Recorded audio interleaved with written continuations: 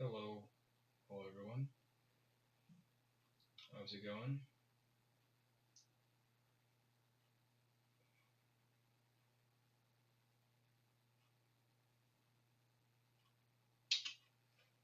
All right. So is everything working? How's sound looking like for everyone? Just let me know if there's a problem with sound, because I can try to fix that.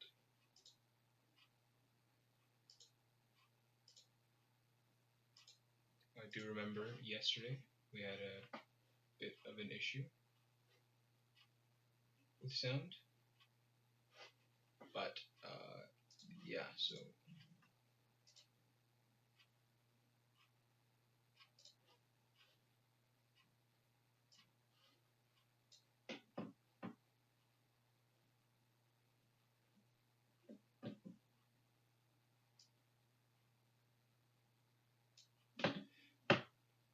that's right. It is mostly evening, I guess, for everyone.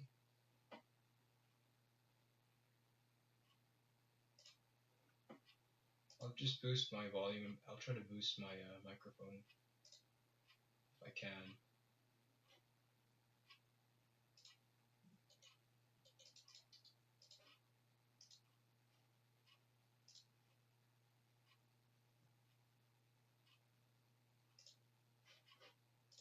See if I can.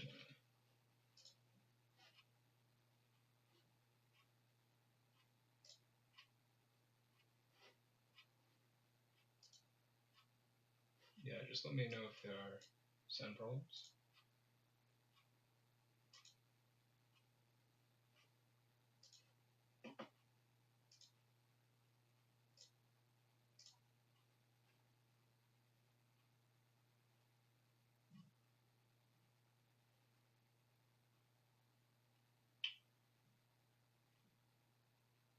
Okay.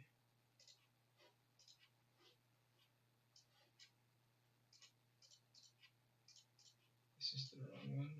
Oops.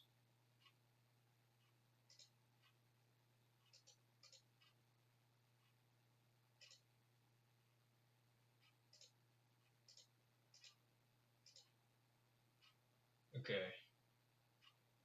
So how is my sound? Is it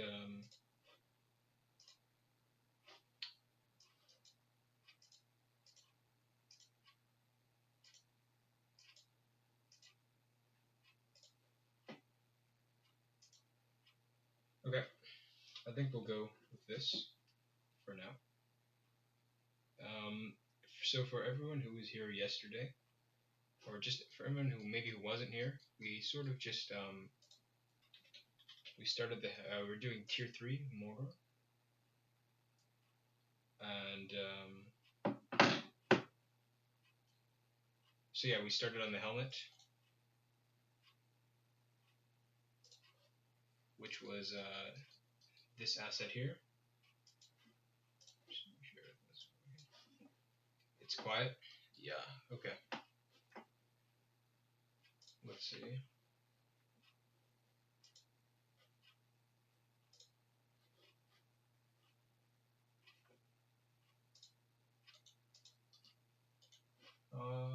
Give me a second just to.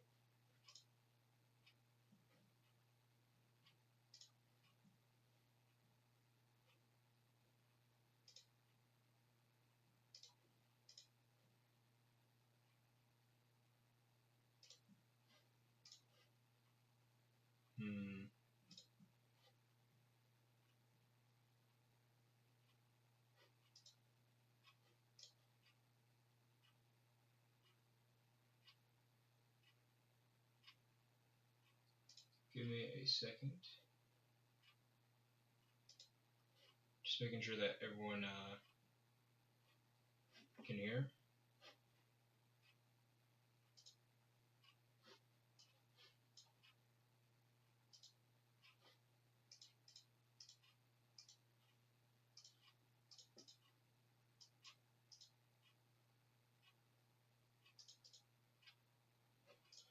Alright.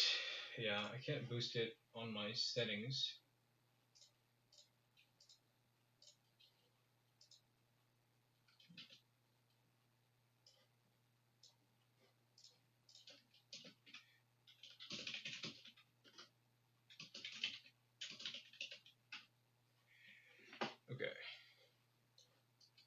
So just while we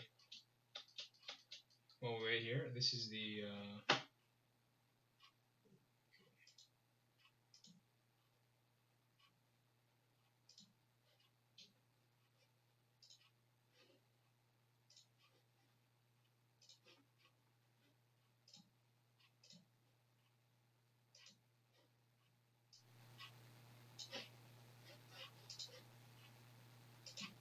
okay, so how does this sound now for volume? Just let me know if it's better or if it's too loud.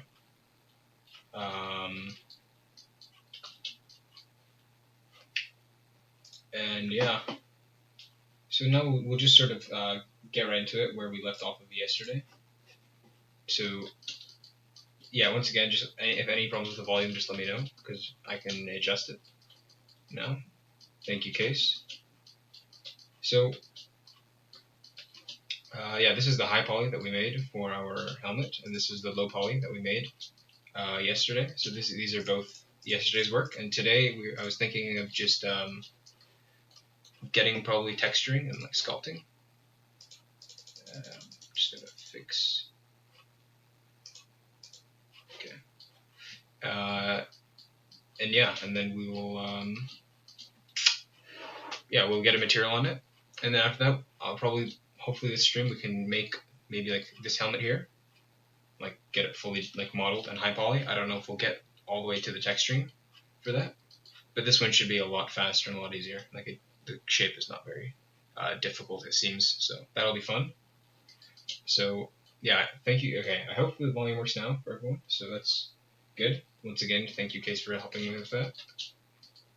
Greatly appreciated.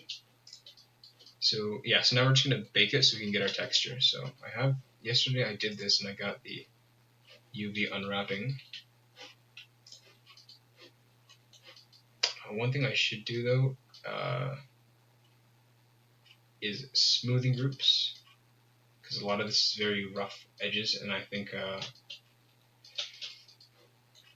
yeah, the more rough edges we have, the less like you see these sharp edges here on the low poly. That's not very good for the game. It makes it like not very optimized. So you might have to change this so we can just make these manually. So I'm gonna turn off auto smooth. So this is what it looks like normally smooth, but we still want those hard edges. So I'm just gonna select my hard edges here.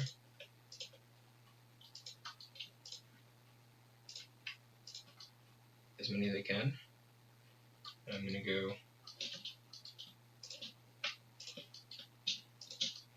this. I'm gonna go, there's a command in Blender called Mark Sharp. And if I tab out now, oops, no, that didn't do it. Strange.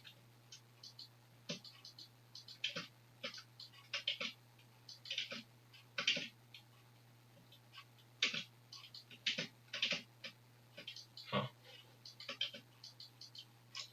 Okay.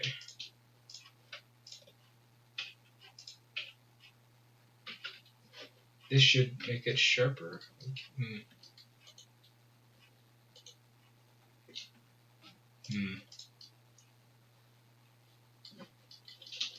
Right.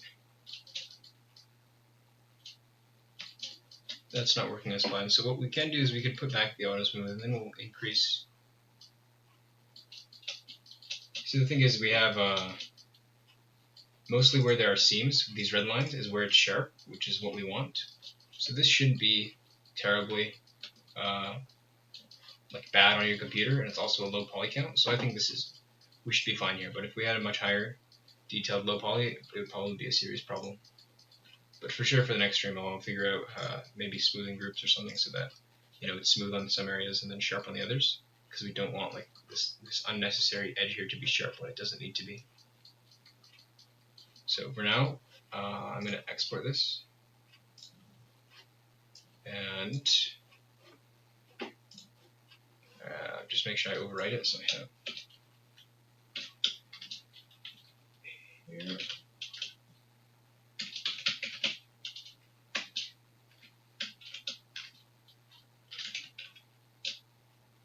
Okay, there we go. and then we will bake. So to bake it, you just need to make a material for it, a special material that has a texture on it. I'm just going to call this one bake.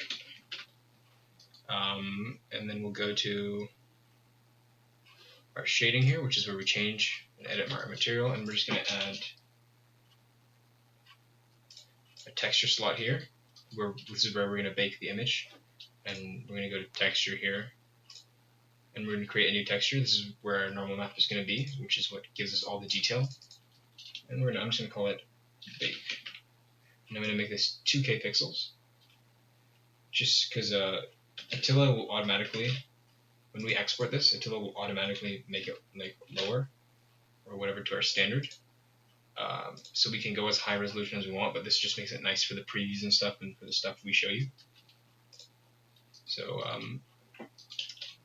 so baking is well, baking in general is just taking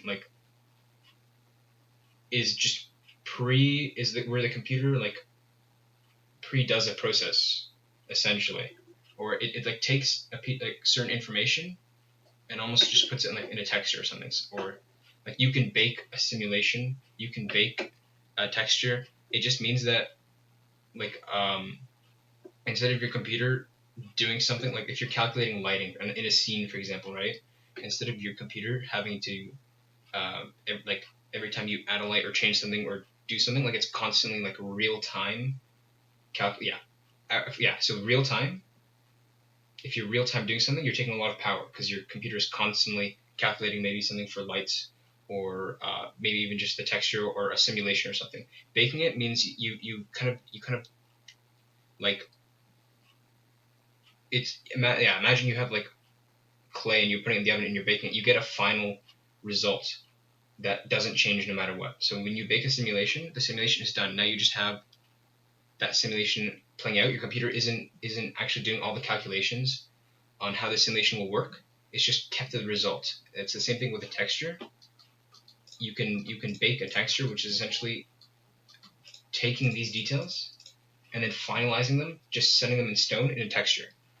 And then what I can do is I can put these details here, and it's not doing all the calculations on all like the little faces. Because look, if you look here, these are faces of the model, and this is what your game sees, right? And this is what your computer can run it because it's not that bad. But look how many faces this is. It's a lot of faces. These are all individual faces. So instead of your computer doing all the graphic calculations on this model here with a lot of faces, right? You take a texture and you bake it, and you get a final result that the images itself is just all the information. Like it's just a way of saving a lot of power, like a lot. So yeah, it was a bit poorly explained, but it saved us a lot of power is basically the result. So if I go, so then I go here and I have basically have this thing that's going to receive the texture, which is what I'm baking here. And then now comes the actual baking part, where I take this. I need to be in cycles, and I put these over each other, just in the same spot essentially. And I'm going to go bake. And the thing I'm trying to bake is the normal map. I want just the surface details, like all these scratches and little bumps and whatnot, just the curvature. I'm going to go select it to active. I don't want much of a margin here. I do believe I need when you're casting rays.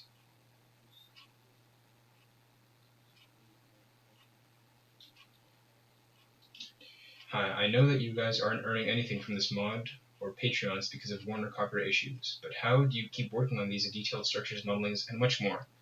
Well, it's I'm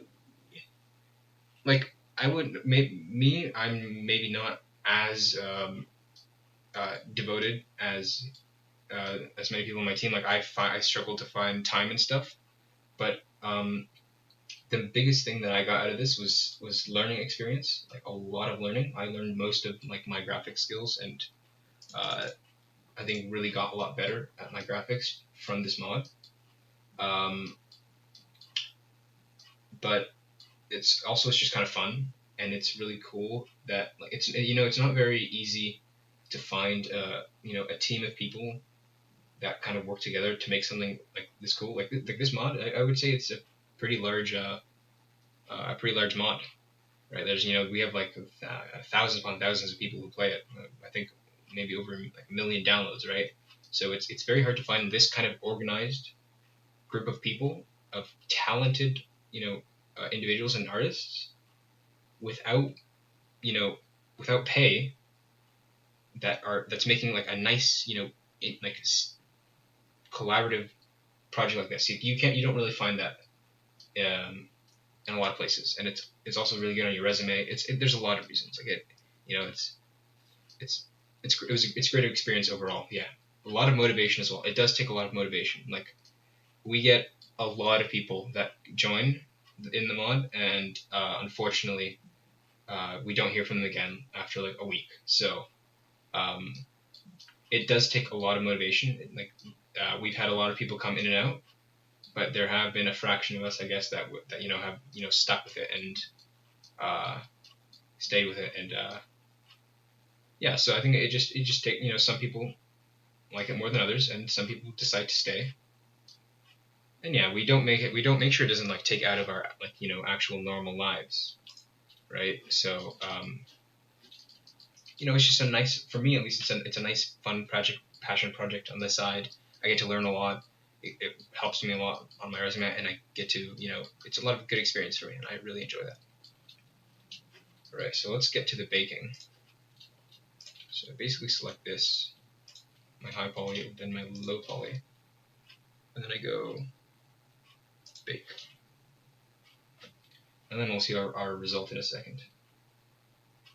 So it's just gonna load essentially for a bit while it bakes.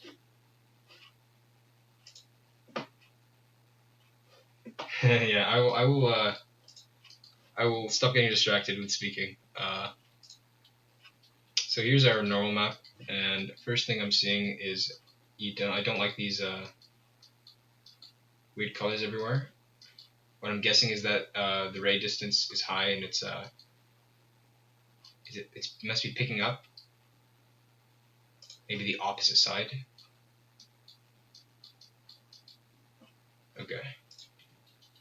So let's decrease this distance. I think this is very tight model, so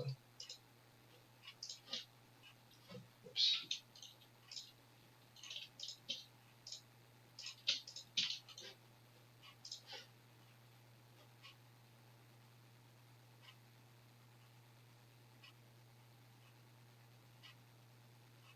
All right. Okay, so let's check. Oops, I should not have done that. Okay. So what I'm seeing here, yeah, it seems that the ray distance is too large. So basically, how it works, from what I understand, is that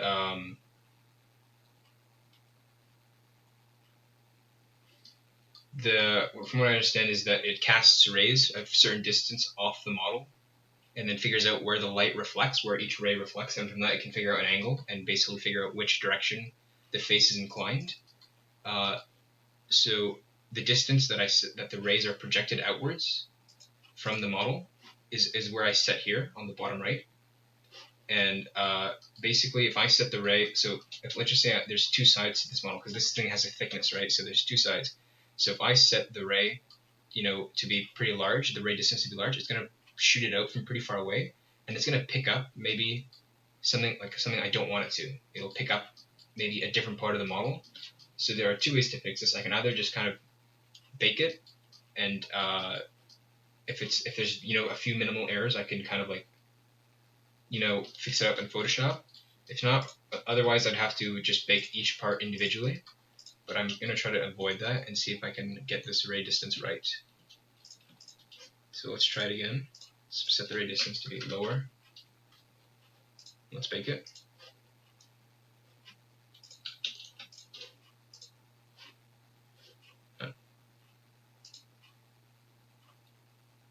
I don't. Maybe I accidentally selected that. Okay. Okay. Yep. To everyone watching, we also have our Discord page and ModDB links. They're all in the description, as well as our Trello, so you can look at the all the factions, and you can also join our Discord, engage with us, talk with us. I'm sure most of you are already in it. I'm hoping, at least. And yeah, it's a lot of fun. So I'm still worried about these sections here. I could bake in Substance. I've never tried. In Substance I bake my ambient occlusion and the curvature and everything like that. I just take the normal in Blender. So here I can't tell if the ray distance is too low or too high. I think it's still too high. I'll try. I think it's because the scale of this object is really small in the world, so that's why I'm making this number so small.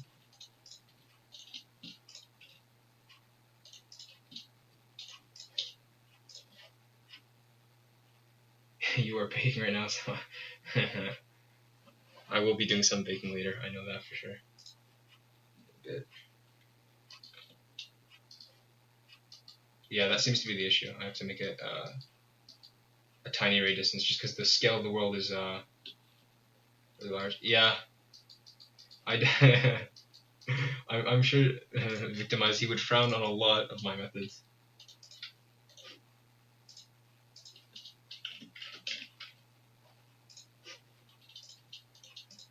And I can fix a lot of these in Photoshop, so.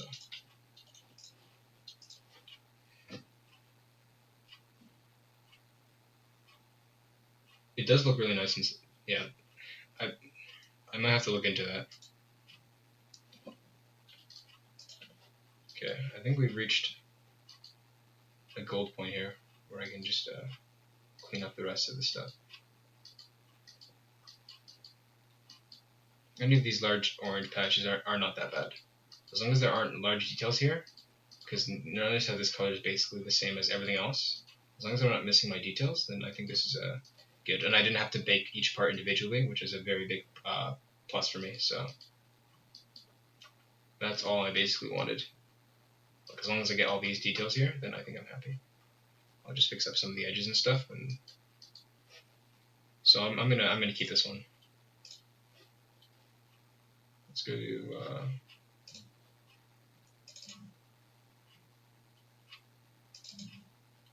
and then we'll add a new one, and this is going to be Tier 3 Mordor,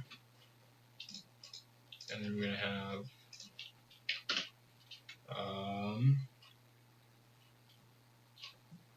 it's going to be helmet 1, and this is going to be normal. Okay, and then I'm just going to open up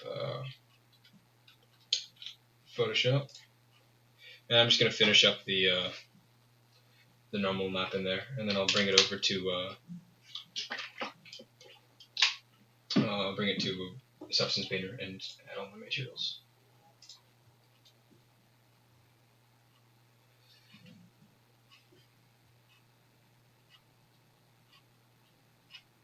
Okay, I'll put on some background music as well for us as well, just so it's not completely silent while I'm talking.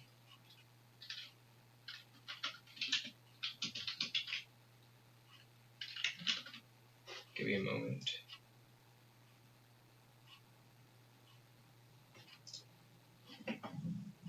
Let's go to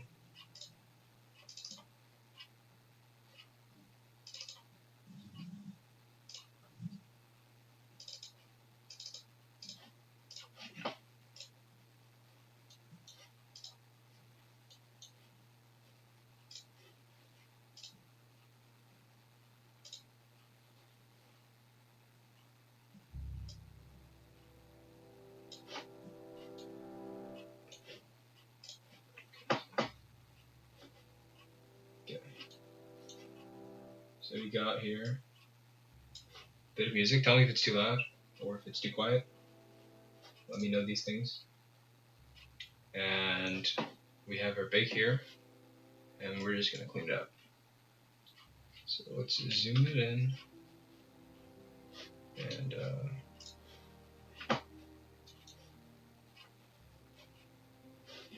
yeah, okay. So I'm just gonna take this cleaning patch tool and just go over the spots where I need to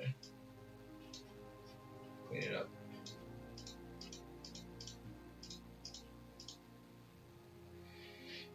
You know, I'm not gonna use Photoshop. Photoshop has a weird tool. I'm just gonna use GIMP. GIMP's better, and it's free. A little bit louder? Yeah, can do.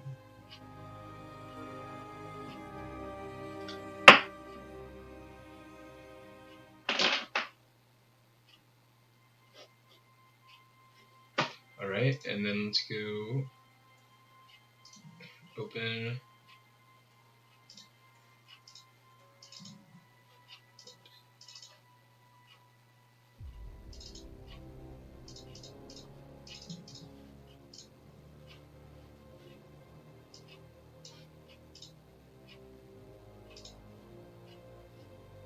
And then we can use the tool, the patching tool here.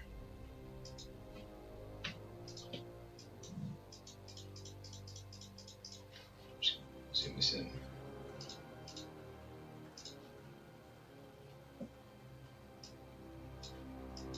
And really I just don't want any of those weird colors. So basically the more purple, if it's purple, then it looks like if it's like this, if it's light purple, then it's just flat, it's normal, so.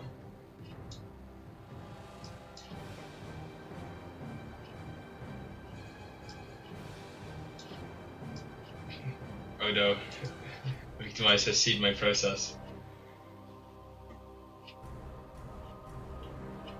When you don't split low poly parts of the mesh properly. I think it's just because I have just some the radius inside, because I'm not doing like a cage bake.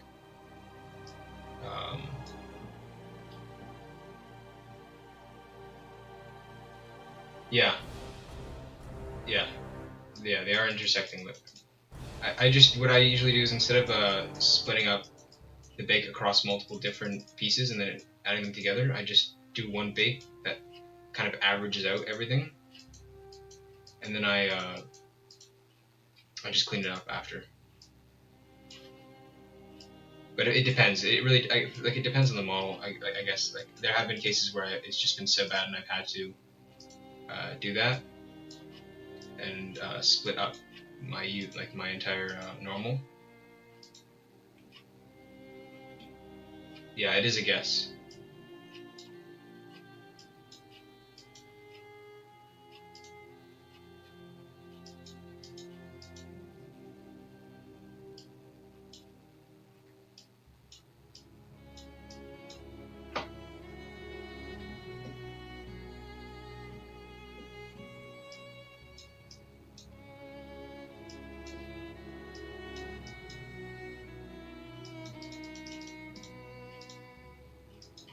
So here I can just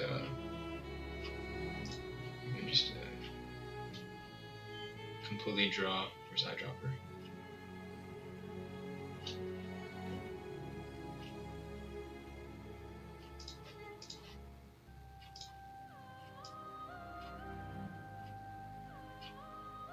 Really don't want all that blue there.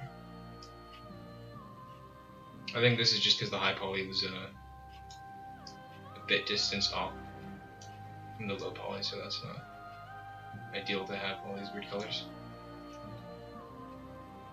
Yeah. I will say my workflow is maybe not the greatest on the baking side, but everything else is fine. Just cleaning up these hard edges there.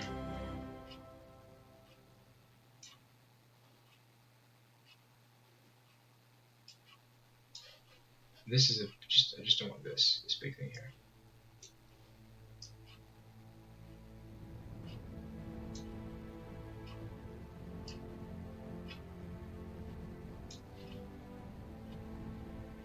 Let's go to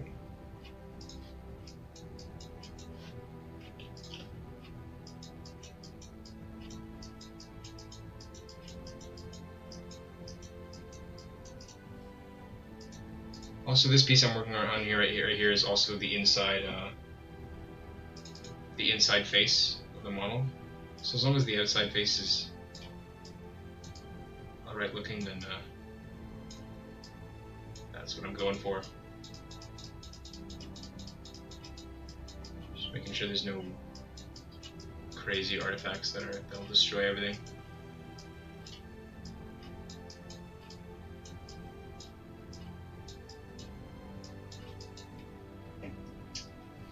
Alright.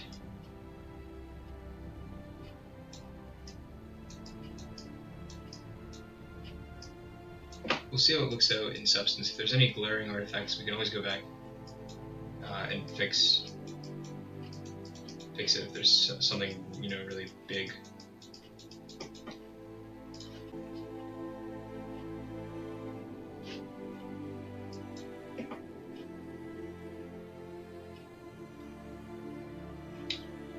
Hello, if you can hear me, I apologize if the stream went down. I just got a message saying I was temporarily disconnected, but I think we should be back and good now. Maybe a little hiccup in my internet. But we keep going, we keep working through it.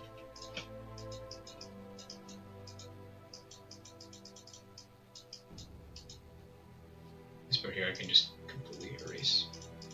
Also, I know this is an inside face as well, so just... Alright, perfect then. Nothing happened, there was no interruption.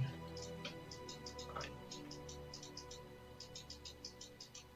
Never happened.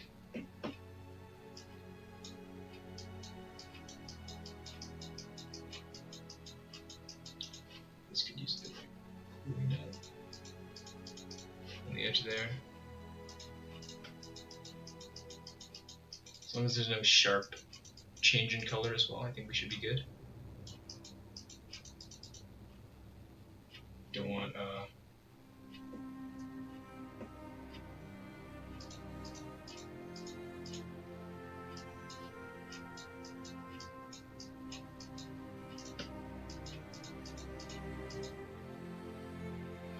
the issue with manually. Okay, when you paint it with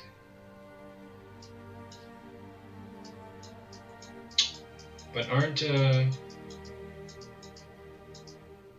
so what other data is stored in a normal map then? Is it you can, it's only really a color texture, right? Like you can't, how can you store other information? Because this is maybe is it the way I'm baked, because this is a PNG image. So what other data could be stored in the file? Like how does it store vectors?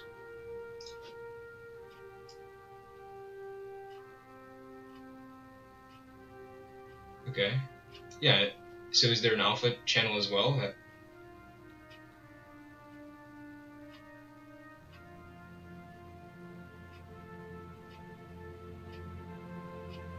Right.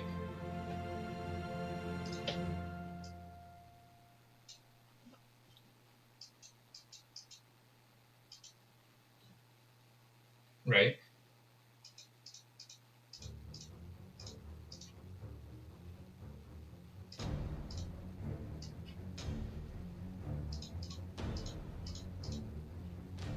So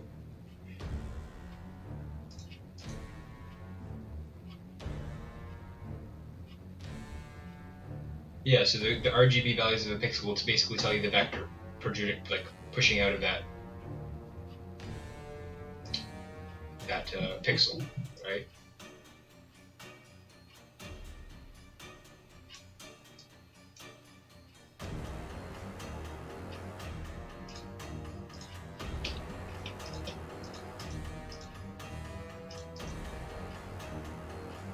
Okay, okay. That makes sense.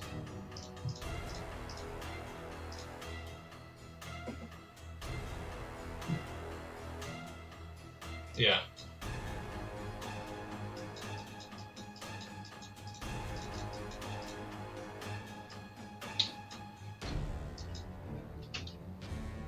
That stuff's really, really interesting, but I'm not that technical. I'm not a super technical person, unfortunately. So a lot of that may fly over my head, but yeah. I do appreciate the heads up though and the info. It does, I think it all sort of makes sense to my monkey brain. But I do like to think that I'm not making sharp, as long as I'm not making sharp changes in the color, it won't be super noticeable. So basically, for anyone who doesn't understand, this texture is essentially giving us a lot of details, surface details, for our model. So it'll give us, like, you know, the bumps and the smoothness of it that we can't make in a normal model, just for performance reasons, because we don't want to break your computers. So right now I'm just finding any discrepancies or any problems with the colors that might, if you see any kind of weird color that stands out, it's most likely something called an artifact, which is, it's going to look really weird. You don't understand what it's going to look like. It's going to stand out on the surface, and so I'm just going through right now and cleaning up any minor or basically just major discrepancies that I find that'll ruin the final product. So yeah, this is just a short part of the texturing phase. So I think I go here. This seems to be about good. Yeah. So last thing I have to do is I just have to invert a color channel just so that the details come. I think it's just something to do with the shader that we're using. I do notice one more problem. One more thing. It seems to be about. Well, maybe I was just imagining things. I thought I saw a weird color. Okay. No, okay, we're good. So I've flipped the color, and then I'm just going to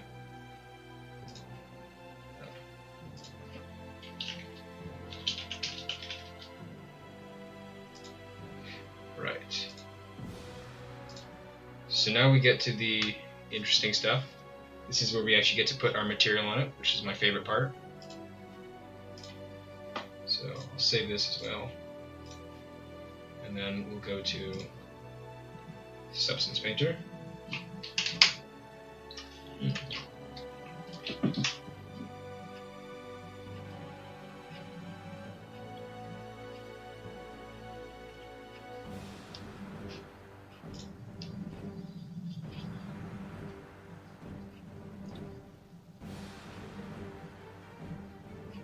Alright, yeah, so this software is what I use to add my material. So I'm just going to create a new file, and we have our own standard shader that we use to make our or to texture our models. I'm going to keep it at 1K just so I don't overload. My computer's starting to get a little full with files, so I'm not going to make the resolution of the texture super high. Let's go, this is the textures, go, oops.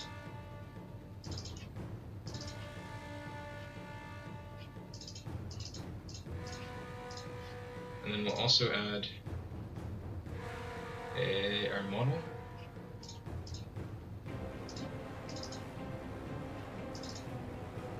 Find Total War Attila. There we go. So right now, yeah, our model is completely black because it's got nothing on it, no material, and it hasn't been baked as well. So first thing I always do is I just quickly bake mesh maps, and this is just there's just a bunch of other textures that are associated with this model that give it a lot of different properties, such as how, like, reflective it is, you know, shading in certain areas and whatnot. It's just information to help our material look even better. So once I do that, I then take, actually I'll just add a material just so you can see what it looks like normally. So what I'll likely do is I'll probably take my Guides of the Teeth material and then just change it. Maybe make it a bit lighter, a bit more rusty, a bit more worn. So try to find where I put that, yeah. Okay, maybe it's this one. Yeah, something along the lines of this, and then from there I'll adjust. And at this point I'll probably bring back my reference, because this is going to be, I guess, this kind of material that we'll be making here. So it does seem a little, we might make it maybe just a bit more bluish. Seems, or just a lighter, probably a bit lighter, add a bit of rust, and then probably some, on the surface here you can see it's a little, you know, dented and stuff, so we'll probably add something like that. By the way, is the music too loud by any chance? Just let me know. This is blasting in my ears and I don't know what it sounds like on your end.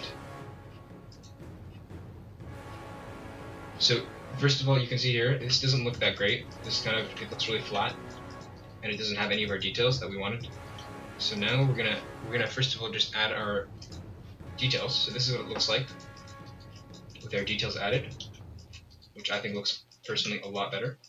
You can see all our dents, our scratches, our wear on the edges. Ambient occlusion I also do in Substance Painter. I don't bake it in Blender.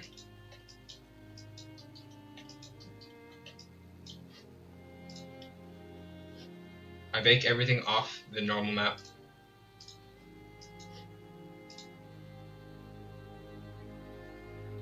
So now I'm baking all the other the textures based off my normal map in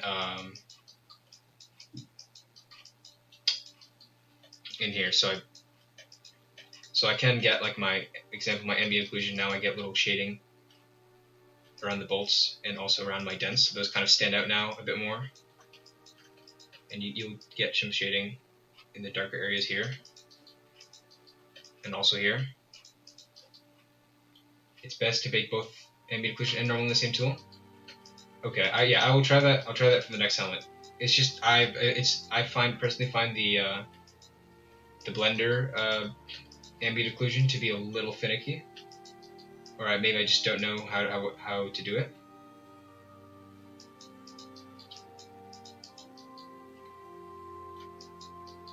.512 by 512.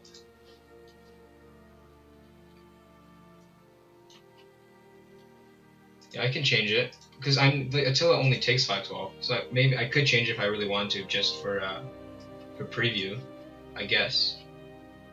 But I usually just keep it on default because 5 by 512 by 512 is what Attila takes in by the end result.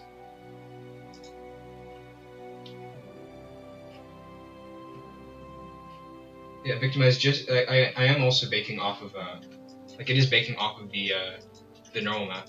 Like when you, I think I'm almost, you probably know this, but like if you disable the normal and then you bake, you also bake it off the normal. So like it's also like considering the normal map. But okay.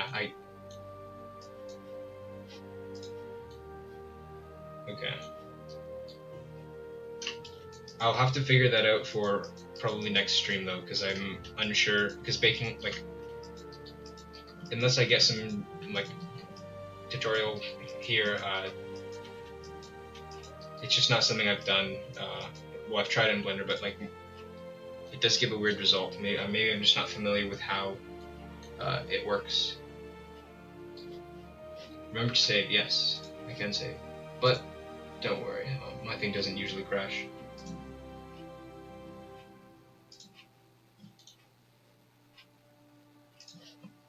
Go here and do 2, 3.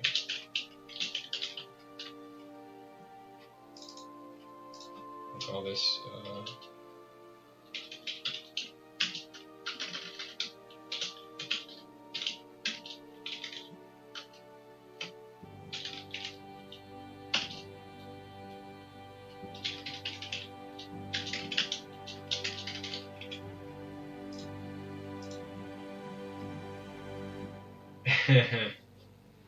I think this piece is a pretty stable machine. It's done me well. So recommended texture 2 times the in-game texture size. Alright, I will do that from now on. Given now it does look a lot better for everyone, for you guys. I do like the dents and where I get around the corners now. I'm a big fan. And everything looks a lot crisper, I guess, yeah. Anyway, we have here sort of our helmet. Now I guess we just have to change and adjust the material. So I'll just be going in here, maybe changing the base color, the base reflection. Seems a bit shinier. This looks a bit lighter. So I'm just going to change the base color.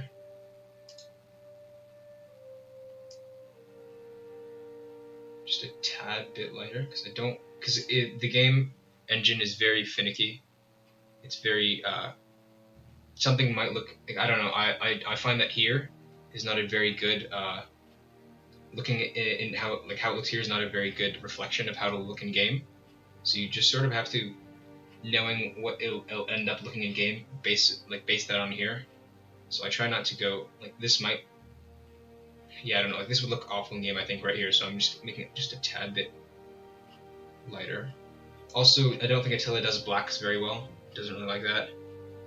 So, so it does have a bit of a bluish, just a tiny bit of a blue tint.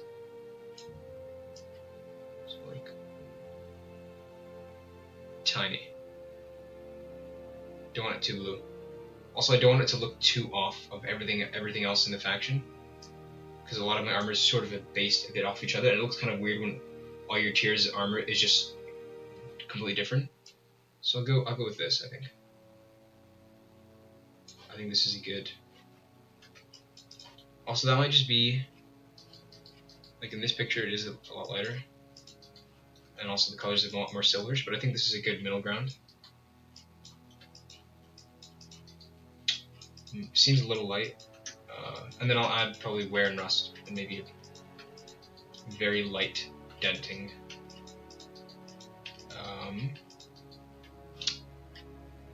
I'm doing Mordor right now. This is the remake for the tier 3. So yeah, these units basically, because the ones in game are currently not up to the current state. I guess they don't hold up anymore. So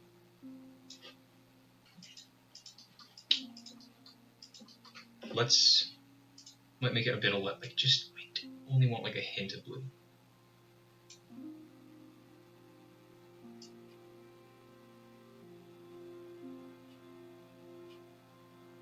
Okay.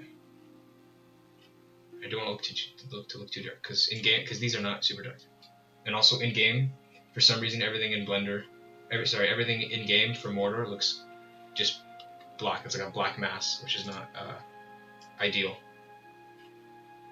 So I think this is good. I'll keep it here.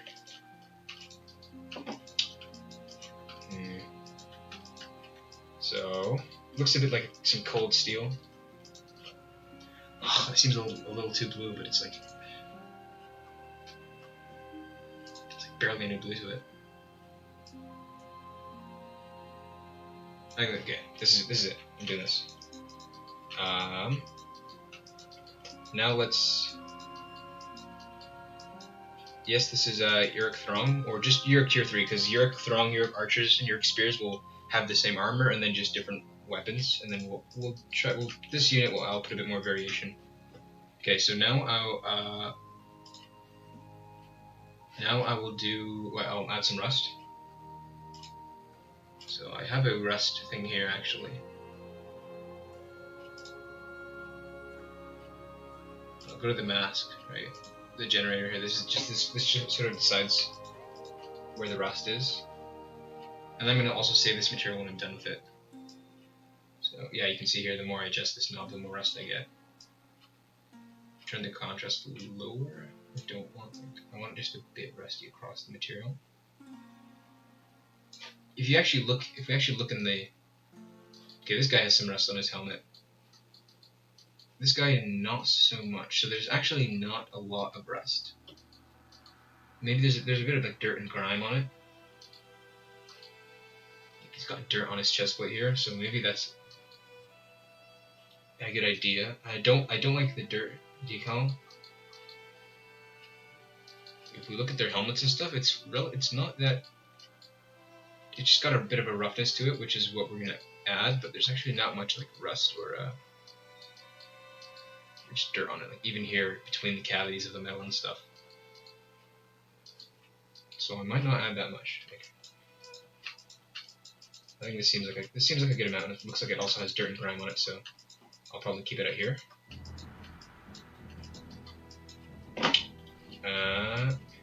What is your favorite faction? Obviously Mordor. Without a doubt. So this is good, I think. Now we'll add some surface roughness, because it's not this polished or clean on the surface. It looks like it's a little rough. So we'll add another fill layer. We'll call this roughness. And we're only going to make it affect the height. And we're just going to find a good texture for this. Probably,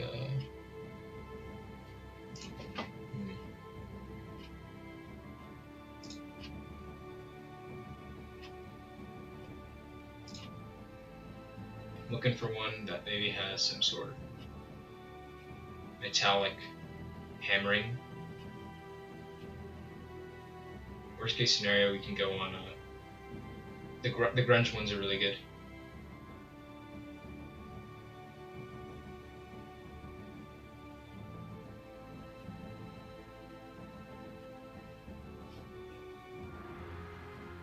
But preferably metallic hammered.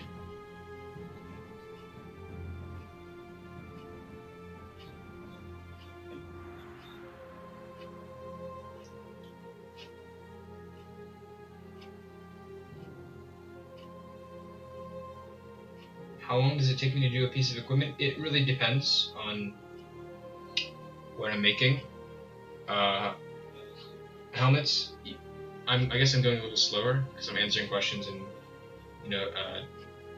also trying to listen to kind of feedback live and stuff. But helmets take the quickest, and it can take like, I could probably, if I really wanted to, pump out an entire helmet in a day. Something like a chest plate might take a lot longer.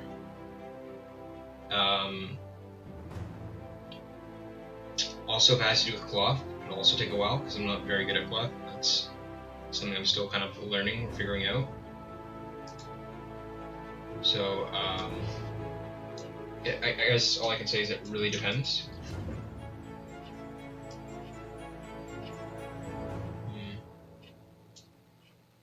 Okay, and then from here I'll just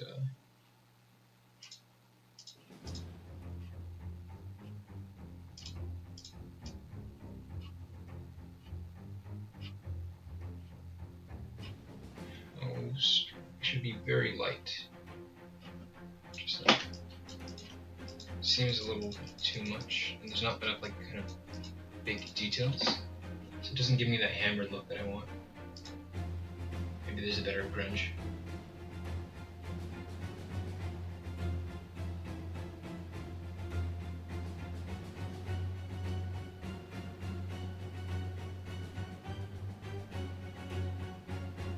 So this is probably good. To answer your question briefly, it can take anywhere from like a day to a few days. To make a full suit takes me weeks. Alright. I think that is about done for our helmet here. I wish there was more ambient inclusion here. So far, seems to be no problems. I don't think this will be too dark in game, so I'm gonna first of all save my material for certain. So I'm gonna call this tier 3.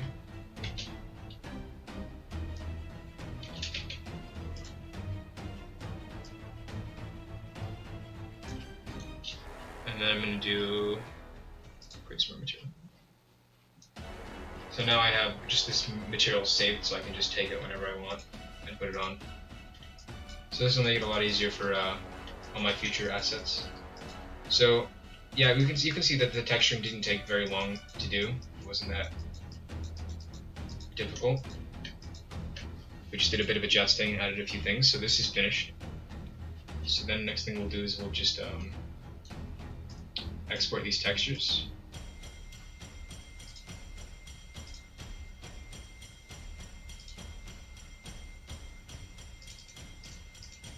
One second, before I do that,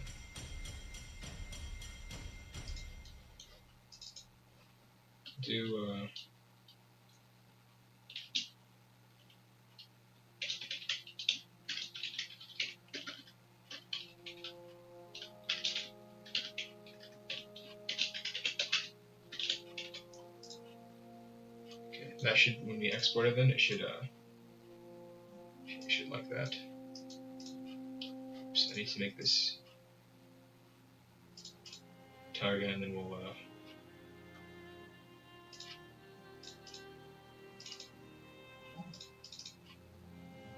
let's go. Okay. So that's done. Save this. Now I don't usually, like, the next step would be to rig it and then export it, and then we could technically view it in game and it would be done. But I don't think I usually do that. I save that until the end. Like, I do that all last at once, right? So I'm probably going to keep that like going. So I'm just gonna start on the next helmet. I usually just finish everything, all the models, all the texturing, and then in one spree I do all the rigging and exporting. You should do a spiked version of this helmet for the officer. We will see on variants. I will try to make as many variations as I can, but we'll see how it goes. We'll just start on the next one first before we do worry about the officer, right? I just work in, I guess, in priority, right, which is getting the unit finished first and then seeing what happens from there. So now that that's done, we're back to our drawing board here, and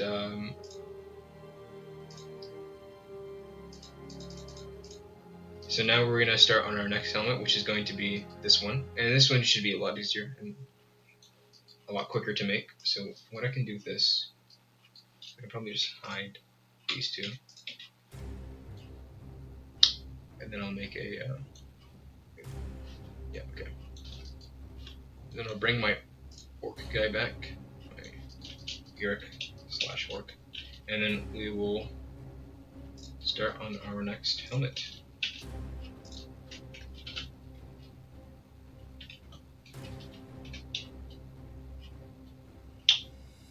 So what I usually do, this is how I start almost every single helmet. I take it, I add a modifier, subdivision surface, 2 times. I basically turn this cube into a sphere, but while keeping every face is a square, because you don't. Basically, the rule of big rule of modeling is you want mostly squares. Triangles are okay only where needed, and then nothing above squares. Because every polygon that's above a square that has more sides than a square can be turned into triangles. Well, also square can also be turned into triangles, but you know what the result will be when you do that, but you don't know the results for a circle. If I were to take a sphere, it's all nice and dandy and it's got a bunch of squares or rectangles, but once you get to the top, it's triangles. So I just take a cube and I turn it into a sphere using that method. Triangles are not nice. If you take this point here has how many other connections to it. It makes it messy. It's not good for shading. It's just not good overall. It's better to have squares, and it's good to count them and whatever. And it just makes it easy to work with. So squares are easy to work with. Quote that, someone. Okay. So we're just gonna delete this lower half, and then I always my things are usually symmetrical, especially when it comes to armor. So Ta-da! Most of the helmet done. From here it's just positioning it.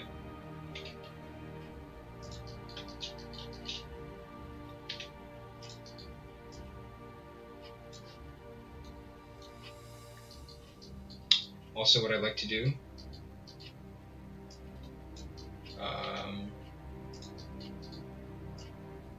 is we're going to rotate the helmet back a bit.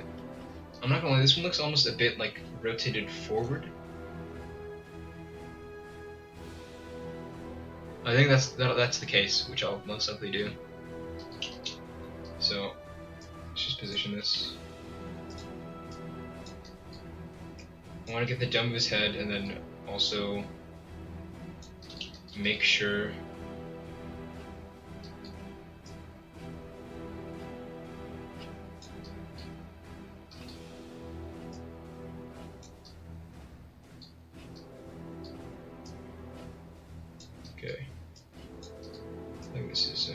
just make sure, because I ended up making this helmet that like not covering the ear. Like the ears works fine with this one. It doesn't clip here. I'm also going to have to do that for the rest of them. I think just because of the nature of how we set it up in the variant like editor. All of the rest of these helmets will have to let the ear through, because if I were to use this helmet doesn't cover the ear, so I would use the head version in the game, because I have two versions of this head, one that has the ears cut off and one that doesn't, has the ears on it normally. Actually, we have one with the ears folded back, which isn't cut off. So we might be good actually. I think we should be fine.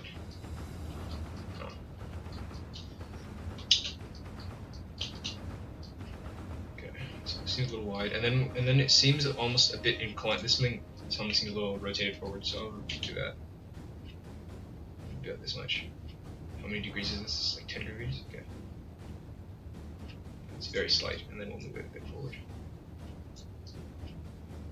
And then we want it polygon conveniently above his eyes. So move this one up a bit like this. And then I'll just take another layer, extrude it downwards. Right, like this.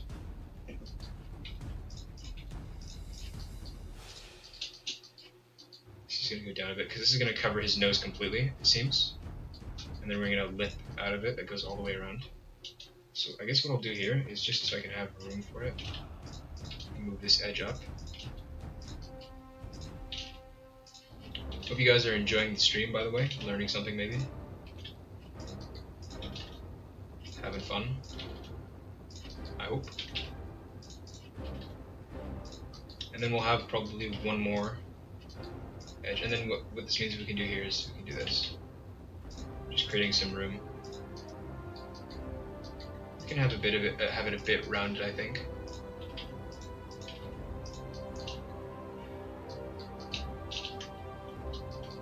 And then we'll have one more edge that comes out. So now that the nose is completely covered,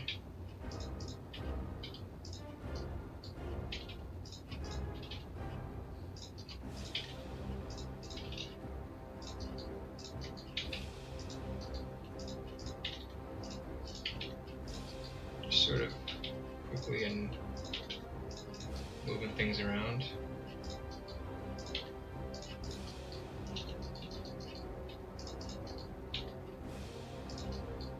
It's a little stressing having so many team members seeing how I work and stuff. Not gonna lie. Oh wow. You guys should be the ones teaching me. Okay, so then we're just gonna scale it out a bit. Create a bit of a lip, and then it doesn't come up so much. Right, and this, I think that was too much. It's like a tiny lip, and it's obviously gonna be inclined downwards by a fair amount. This amount, and then for there I'll just go around and clean.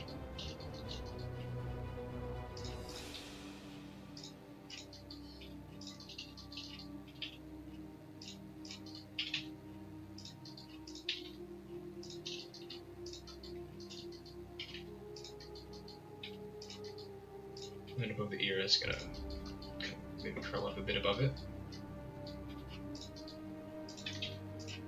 Also, it's gonna be a little perpendicular.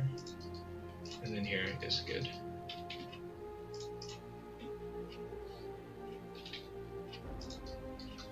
If they've got a wrench beside their name, I think it. First of all, I think it means they're moderators of the chat and of this channel, and it usually means they're a team member. So someone on the dev team, whether they be community or community managers or modelers or 2D artists, really anyone on the team, essentially. Okay, so I think this is good for the outside edge. It doesn't seem so roundish here. Maybe it's a bit domish at the top, so I can we take this and move it a bit in. So it kind of, it seems a little pikeish at the top. It's not like a perfect sphere. Something like this maybe. That may be a bit too pronounced. I think that's good. Also, the bottom shouldn't be too wide. I just want it to have a bit sharper. Maybe I could just take this this ring here.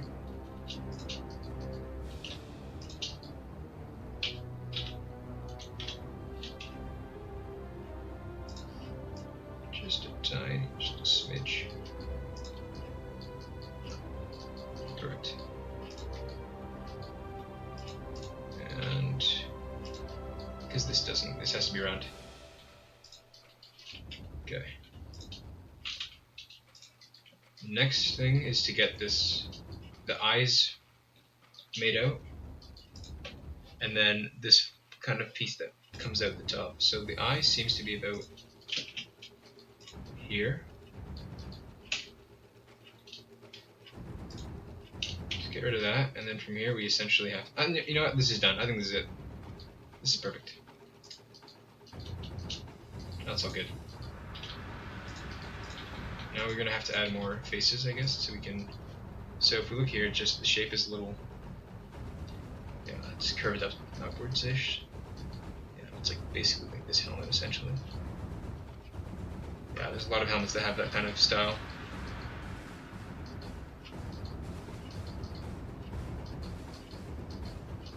Yeah, it's almost here as well. Yeah, something like this one. So. I'm thinking after we might do this helmet. Kind of looks like this. For now, we'll just get this one done. I don't know if I'll make this one. I'm also wondering how many variations I'll make for the helmets. 'Cause we'll see. So I just need more loops at the bottom. Maybe 2 loops at most.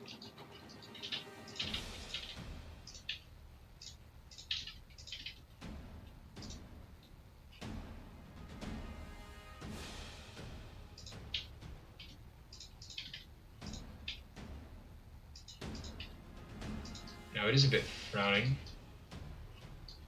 Just a bit of a frown to it. This has to be inclined almost downwards a bit. And then these ones. What I can also do is I know that there's a really cool trick I can do. Oops, I did not mean to do that. Oops, I did not mean to do that. And then I can. Oops, I don't have auto merge on. Now I have auto merge on. Basically, this is a cool trick. You can turn like 3 essentially polygons. This is a way to save faces. Like, look, if you look at the model, like, see how many faces there are here. It kind of looks a little weird that the density is a little different here. You just have a bunch here, because I have to add these faces, all of these edges along here, to get this detail here, while making sure everything's a square. You'll notice every shape here still has 4 sides.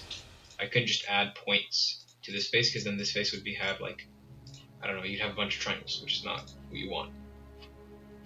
So yeah, I'm just gonna.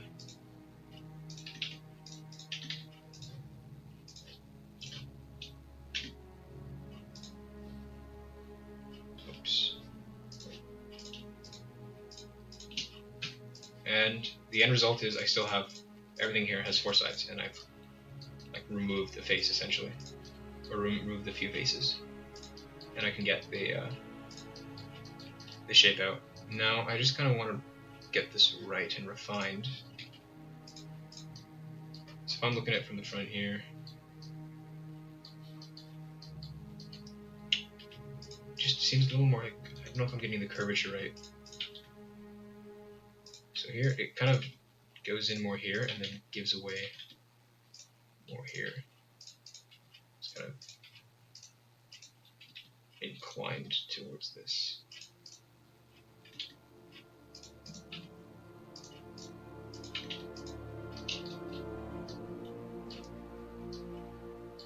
Maybe, is this too much? I can't tell. That's like, I think that's good. Also want to make sure the eye hole, like it's in the right position. Like if I'm looking at you head on, okay, that's good. I think that's good. If I'm looking you in the eyes, you should be able to see out straight, like if you're looking through the helmet. Right? Making sure, if you as the player probably are going to see this, right? Because you're viewing it from the top, so you won't really see his eyes through the eye holes. But the helmet is practical. I just making sure that this guy can see through the helmet. We'll move it a bit closer to his face just to make it not so bad, I guess. I think that's good.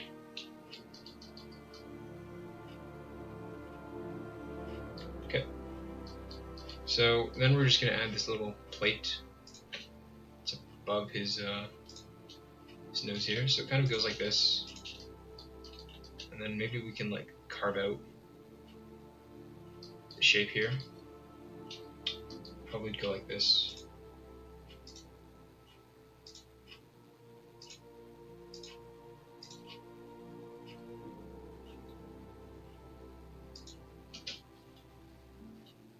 And then here, I can still create. So what I have done though, is I have created a triangle.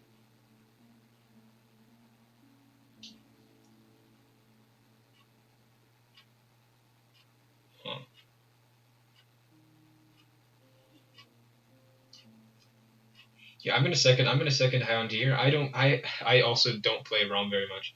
Rise of Mordor. I don't play much Total War.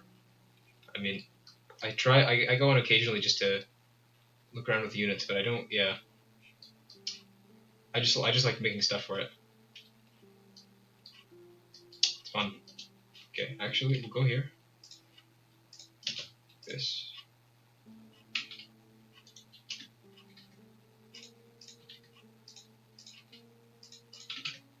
We'll go here. Okay. Now we should basically have.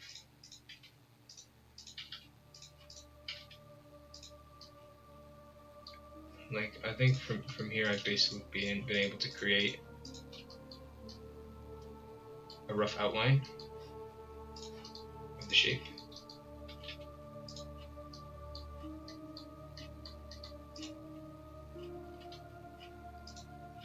Now I just need to, okay, so it's kind of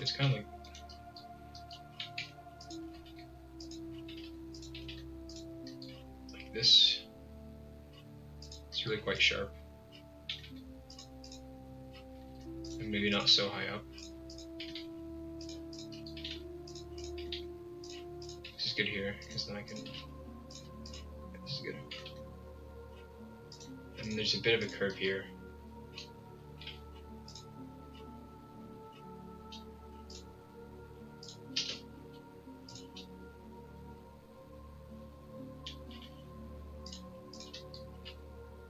So is this actually affecting the face? Okay, it is.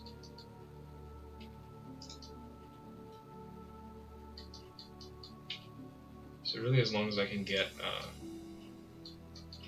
that curve going up there, and I think basically what I can do now is I can just kind of go like this.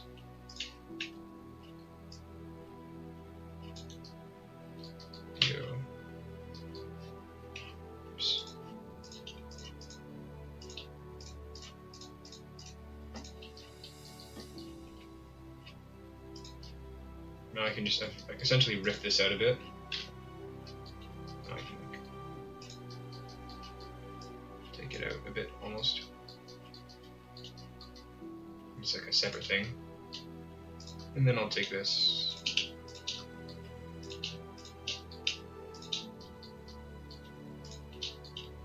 I'll just tuck it in a bit.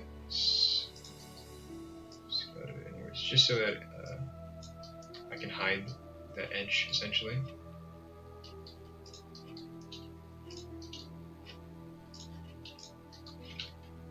And yeah, just now we're gonna get the shape refined, get it look a nice. For example, this curve also goes. This curve actually goes up a bit. This. So I'll make this a bit larger just so that it actually encompasses this other piece here.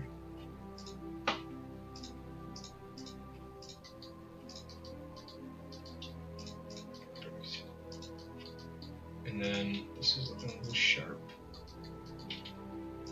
Just to make sure this is a good transition here. And it's still looking a little tall in my opinion. Like it's a little really like it's too thick. So I'll take this, reduce the height by like maybe half.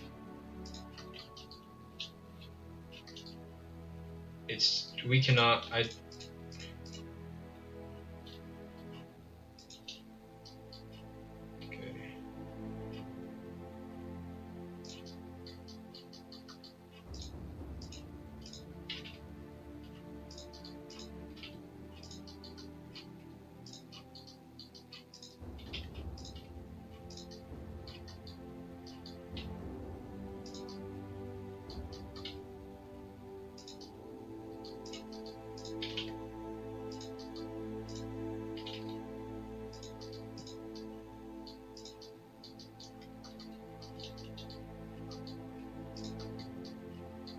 pains me to do this, but I might have to add another set of faces here, just so that it's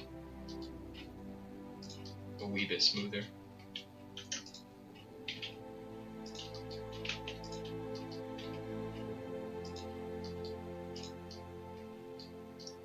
Okay, I think this is a good shape of the thing, and now I just have to make the other part of the helmet fit this. So I'll scale it up a bit so it makes it easier. I'm going to have it definitely for sure just above the eyes, a bit out.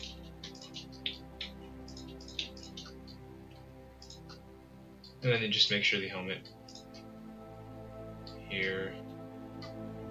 So probably both pretty good. So I just have to patch up this hole.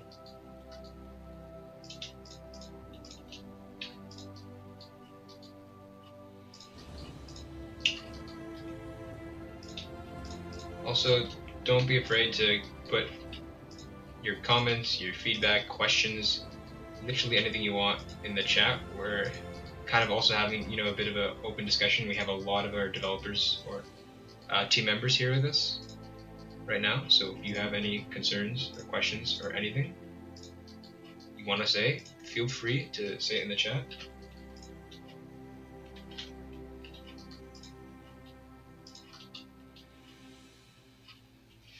Okay, so this one I can just probably move it in a lot.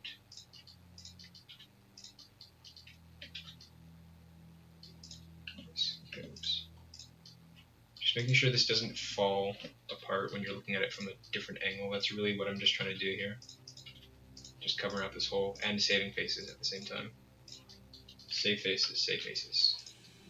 Make sure it's optimized. Okay. So making sure, yeah, this doesn't fall apart. Different viewpoint. Also, there will be thickness, so a lot of this will also be kind of covered up there, but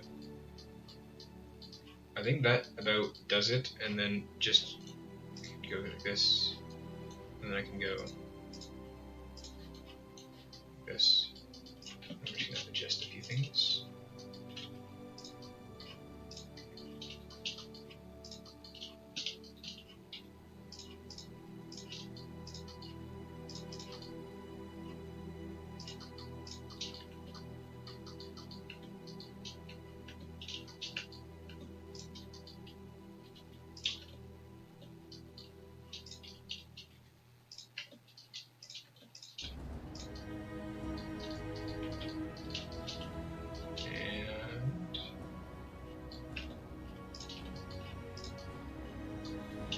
sure there's no...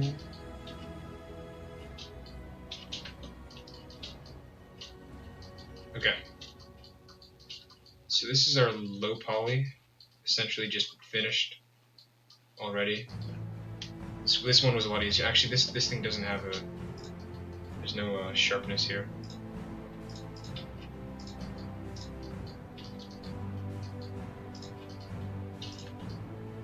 That should not be a sharp edge.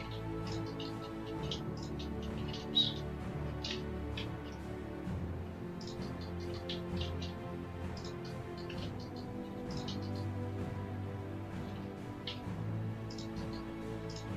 Round that out a bit. Why is it still sharp?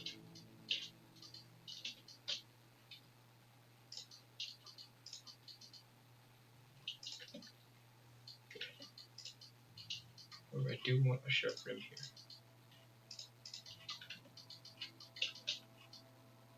I'm starting to run into a few shading issues here. I think it has to do with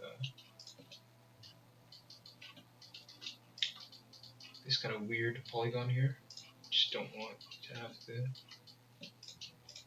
these weird shading issues. Okay.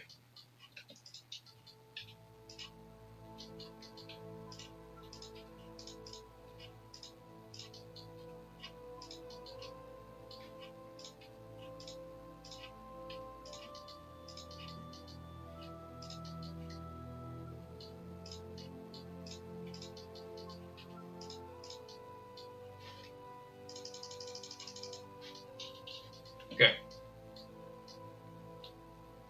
Perfect. Nope.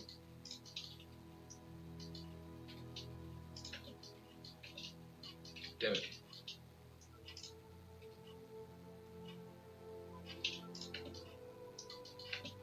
What the heck? Okay. Jeez.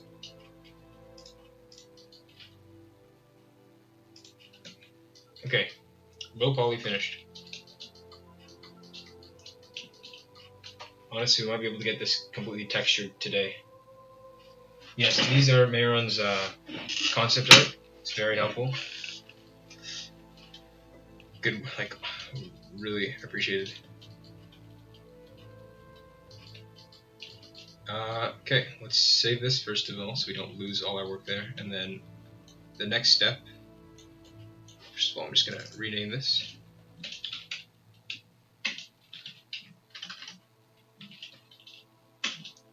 This is going to be helmet.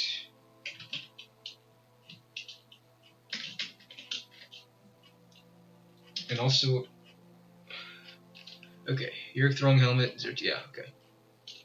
Also, this is going to be the low poly. Okay, so, next thing I do, something I would like to see is the Mordor orcs a bit bulkier. We often see that the heavily armored Uruks have a form of thick gambeson underneath the plate, which makes them look a lot bulkier. Yeah, we'll definitely see how it all comes together. Sebastian. Yeah, this unit will probably definitely be a lot heavier looking than the other one, just because the other one a lot of mistakes I guess on my part were made in how I made it. Like it doesn't have chainmail underneath. The cloth was very thin and made for like rabble. Also the chest plate was didn't have any thickness to it as well. Like I didn't add thickness to save polygons, which didn't end up looking right. So all those things kind of contributed and made it, I guess, look really thin. So for sure, this one I can tell you will look a lot heavier. Probably just by the process I'm doing it. It's going to be a different process. So yeah, don't worry about that. I would say not. Also, these units are not like they are heavy, I guess, but once again, they're not going to be incredibly bulky. They're not going to be huge. Like I think Morgul Legion is a pretty large unit, and I'm not gonna make this unit the size of Morgul Legion, but I'll find a good bit of line in between, I think. So at this point, I'm probably going to do Yes, it was Mehran who made this concept that I'm using right here. So props to him. Very helpful. Okay, so let's make a backup. So this one I can also hide. And this is just going to be my backup one. And then I'm going to do the UV unwrapping. So I don't know how many of you guys were here yesterday or remember what I did for UV unwrapping.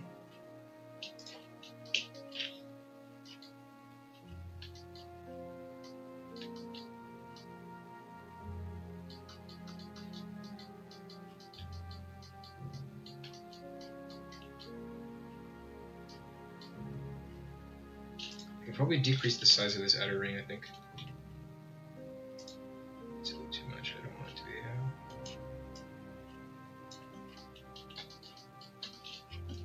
I think I just ruined it by doing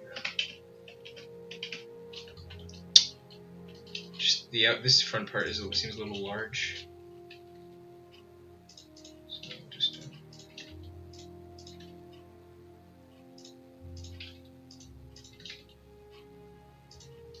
oh, it's not mirrored anymore. Okay.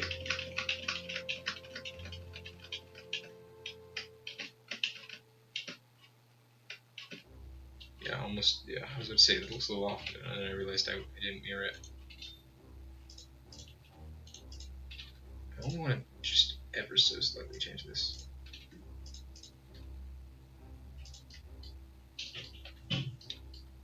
Actually, it looks a little weird. These ones are a little longer. I shouldn't have touched it. It's fine as is.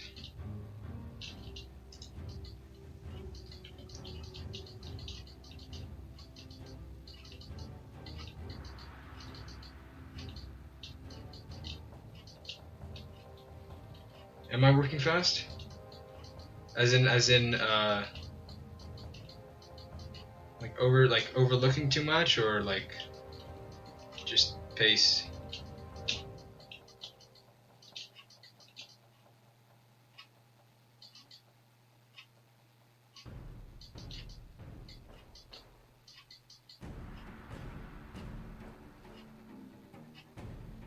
I think this is good.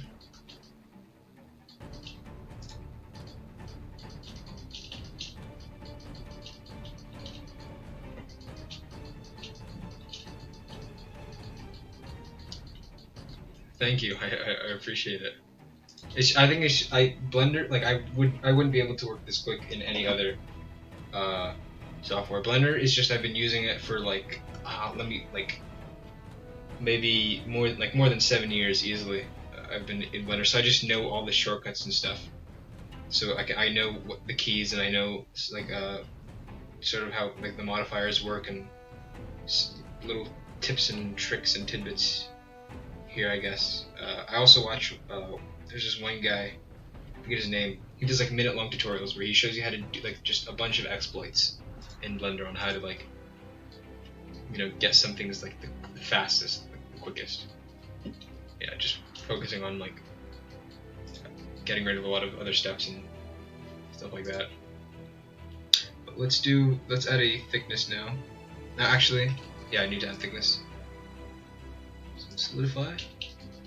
No. There's a bit of clipping on the ear. It's not awful. This needs to be like half the thickness. Just because of the scale of the world here. Okay. Also, there's a bit of clipping here, so just make sure these aren't. Actually, it's not really on the top. So it's good on the bottom. Also, it's good to give it a little space so that when we go back to that normal map thing, which is what you guys saw at the beginning of the stream, there's less artifacts.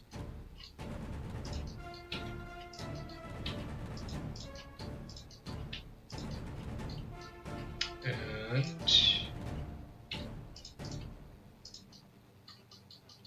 that's good. Oh, it wasn't mirrored. Okay, it's whatever. We'll just do it on both sides. It'll look a little bit asymmetrical, but that's not a problem. It's part of Mordor's specialty.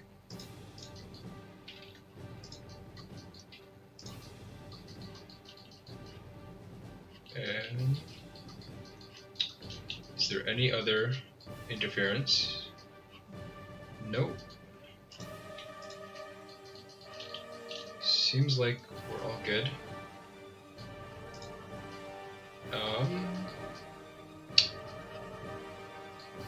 Yeah, here is a bit of... No, seems like from the bottom that it's clipping, but it's not. Okay, we're good.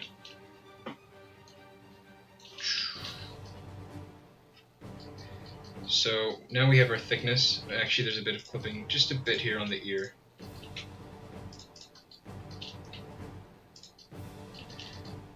Maybe if we like move this to the apex of the ear here, like there'll be less problems with it. It's minor. It's good. Don't like that though. Okay. Also have to fix that sharp edge there. Also, once again, it's not mirrored, which I'm not a big fan of.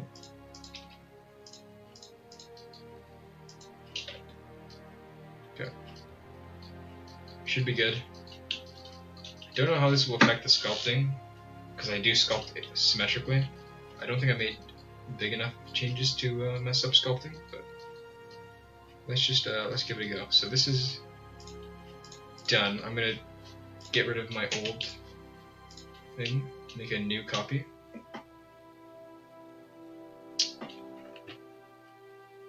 Canary boy. Should the bottom be more ridged rather than brimmed?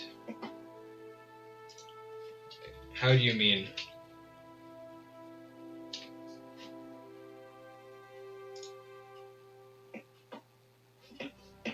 From what I'm seeing here, it's just a little kind of offset, just to catch, you know, a blade that hits, like, swipes down on, right?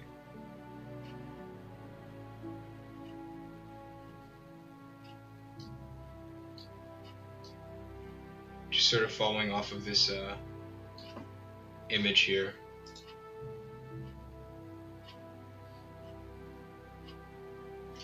Yeah, I'm sorry for ignoring the question. I was focusing on the helmet, I guess. I don't know.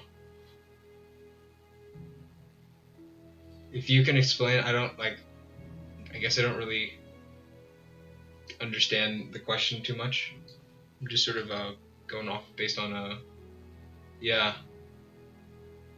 based on what I'm seeing in the image here. Will you do the leather on the neck or whatever, or this will be, or will this be added later? As in this stuff here? Yeah, I work on it. I do it like one step at a time, one asset at a time. So the helmet is not going to be the same object as whatever's on the neck. So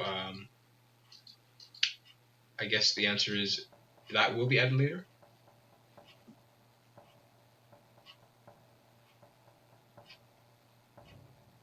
Narrower, I think I'll keep it at, for now, I think I'm going to keep it, yeah, I will keep it at this thickness, I think. I'm not going to make it thinner. Maybe it looks a little thinner in the concept, but I don't think it's awful to pronounce, like, to kind of pronounce the feature. So I'm not going to change that. I think I'll keep that as is. I will be adding probably some neck details. About Mordor, it's all about being really messy and kind of chaotic. So I will for sure probably be adding some next stuff, but it's just it's a little tough to read it all. You know, it's this unit will be a little tough to get right. So you guys will have to bear with me here. Yeah, the majority of them seem to have some sort of leather around their neck, or fur even. Maybe it's just this thick chainmail that's like folding over.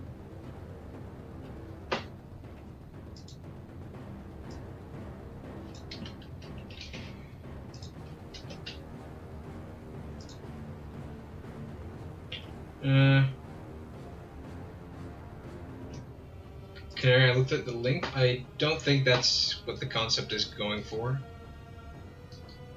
Like, it seems to be kind of outwards. Like, this is, I think is if someone like strikes downwards. and so it doesn't cut your face. It's gonna catch on to this edge here a bit better, or maybe even just deflect it if they swipe down on it. So that's, I think, what I'm gonna go with. I'll probably be keeping it like this, I think. So anyway, let's move on. But thank you though. I do appreciate all suggestions and improvements and feedback. Yeah, that's what it seems to be, Sebastian. That's what I'm thinking as well. But it is, once again, just kind of, it's just very cluttered, so it's kind of tough to pin down exactly what I'd be making, and it would be kind of cool to have a bit of, I know this is hair, but even if you just had leather coming out of the back of the helmet covering the back of their neck, that'd be an interesting thing to add. We'll see how it goes. For now, we're focusing on helmets, and helmets are always easy because it's just kind of its own thing on top of the head, not really working together with, connected directly to the other armor. So that's what I like about helmets. They're fun and easy. So let's get back on track here. So solidify. I didn't save this. Okay, I'm gonna undo that. Shifty. So this is my copy. Just in case. I'm also gonna save. And then we're just gonna get rid of inside faces, and then we're gonna do some UV unwrapping.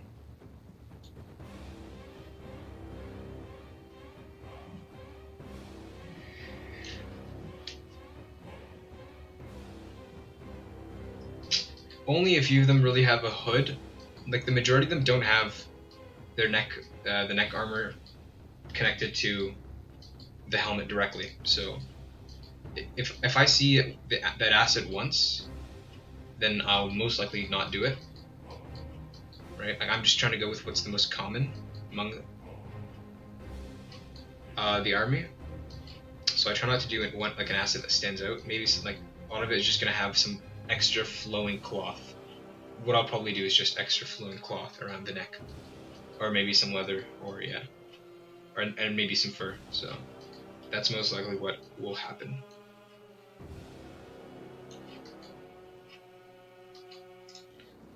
So now we'll get rid of inside faces. So from here, I can basically see some edges, some faces there, some faces there, and that's essentially it. Everything else can go on the inside. Actually, I'm going to keep this bottom brim and probably the first layer of faces on the bottom here. So let's do that.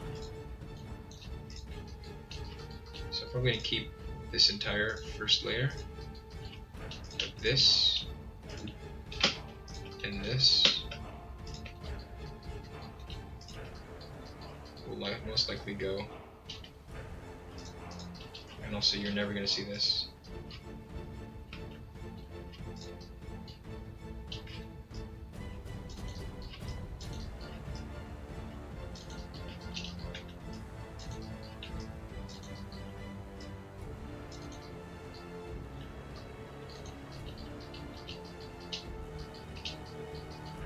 Yeah. It's not, you don't want to pick, like, I like this helmet because it, it's seen kind of, pretty often, and, it's like, if you look here, there's nothing really super complicated. If you always, like, given the fact that I can only make so many variations, right, that's, like, like a reasonable amount of variations, you never want to pick all the fancy ones that stand out, because then your unit's going to look a little weird, right? You're trying to pick just the armor pieces that encompass the unit most. So for example, I probably wouldn't make this Gondorian chestplate, because sure, a few units in the army might have it and it looks cool, but that doesn't, given that I'm only going to make like 2 or 3 variants, right? I probably don't want to pick this chestplate, because then it's going to appear much more than it should. So you don't want to make all the weird, fancy, crazy helmets, or else your unit's going to look off, right? If you're trying to capture the general gist of the Mordor army in general, you have some pretty basic helmets, right? So chestplate, most likely just going to go with this one, and that might just be it. That's probably all I'm going to do, actually. Those two, just slight variation in plate, Because if you look here, that's what the general army has. If I only have 3 variations, the 1/3 of the army, most likely, I don't know if there's a way you can change what percentage of the unit will get a piece of armor, but if I make some weird one, like chestplate of some sort, that looks different, 1/3 of the army is going to have that, and it's going to appear much more than it should. So that's why I always try to pick, for this unit, I'm going to try to pick the most general kind of armor. Also, like for shoulder, definitely going to pick this shoulder plate here. Very common among a lot of them. So, sure, this guy doesn't have shoulder armor, but the general has this. So that's how I'm choosing my armor. And most of them have these tacits. So pick the general.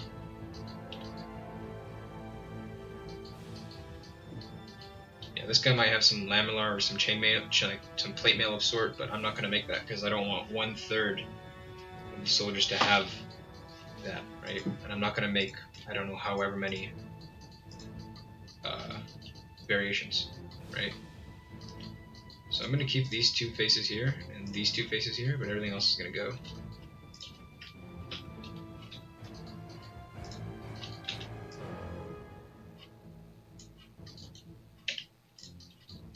And I think that's about it. That's good.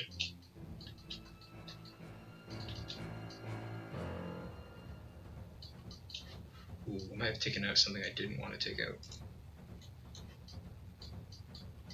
Okay.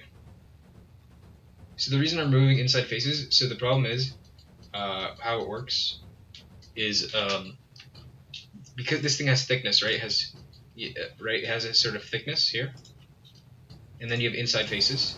Now the game doesn't, you don't need to, you're almost never going to see the inside faces of this helmet, because he's wearing it over his head and there's literally no way you can see it. So why should I keep those faces, right, when you're never going to see them, right? And when you have like thousands of soldiers on a battlefield, it makes the difference when you get rid of those faces. So that's why I'm doing that. But the trade-off is, when you look at those faces, if you look at it inside, like this face here, if I look at it from the other side, like from the inside looking out, it's gonna be invisible. It's as if you can only see it from one side. It's like a one-way mirror almost, or whatever, or one-way object. You look through it. If you look at it from one side, it shows. You look at it from the other side, it's not going to be there. It's going to be nothing. So I'm just making sure that when you're looking around the model, I'm saving faces, but also like I might see this. So if I were looking at this in the game and I had gotten rid of those faces, it would be kind of I could see through the model here, which would look kind of weird. And if you're looking into the eye holes, and I've kept these faces, but then there's faces here that I've removed. Those ones I'd be able to see through that, and I'll see the background. But I'm just, in this case, when you're playing Total War Attila and you're viewing it from here, I'm just making sure there's nothing, crazy that'll stand out. So this should be fine. We're good. So now I'm gonna UV unwrap. So, hello Icarus. Is it for an animation or a game? And greetings from Germany. This is a mod for Total War Attila. It's the Rise of Mordor mod. We're making a Lord of the Rings based experience for Total War Attila, which is kind of like a real-time strategy war game, strategy game. It's a lot of fun. I would consider looking into Total War Attila if you don't already have it. And the mod is completely free. We have a bunch of links, a Discord, and a ModDB page where the mod is posted, and it's all in the description. So yeah, feel free to join the Discord. Everyone's invited. Okay. So I'm definitely going to have this brim on the edge here be its own thing. So now I don't need these references anymore, so if no one minds, I'll put these off to the side.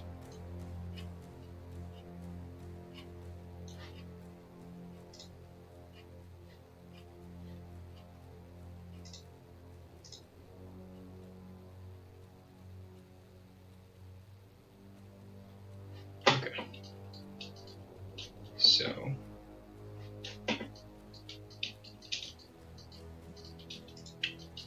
and then, what's a good way to...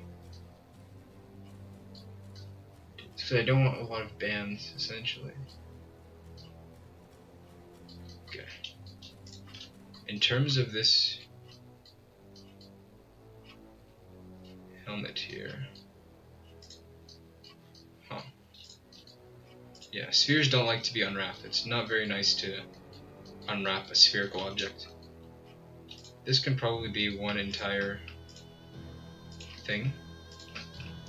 So I'll explain for the people who were not here yesterday and or maybe didn't get my first explanation. EV unwrapping is just a way of taking your 3D model and laying it out flat so you can put a texture on it.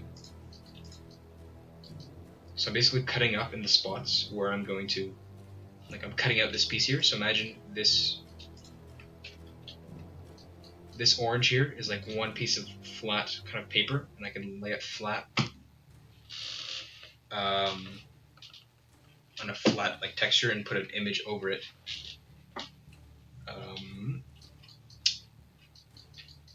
And then yeah, what I can do here is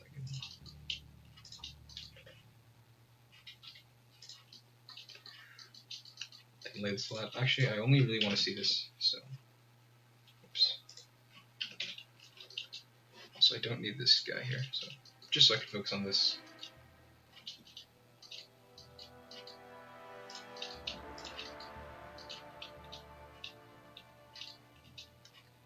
Thank you, NTR DNV. That's flattering, but let's keep it PG. Oh, I did not mean to do that.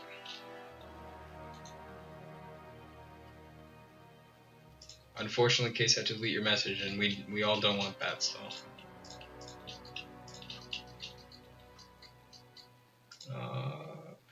I could probably do this, I think.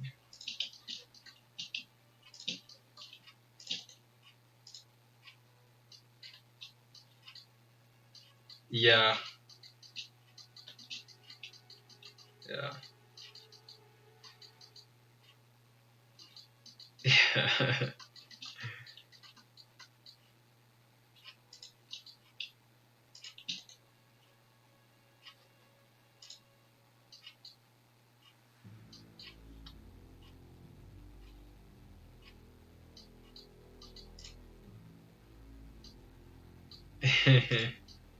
That's true, he did. He's got a point.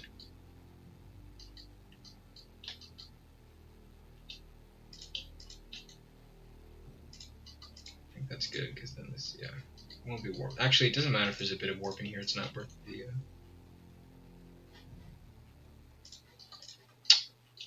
Okay, so this is good, this is good. This piece is done. Now we get to the... Oops. We get to the main meat.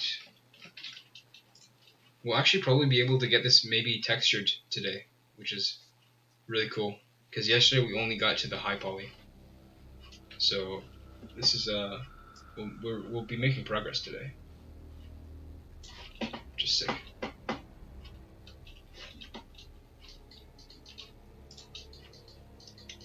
Interesting. Let's see here.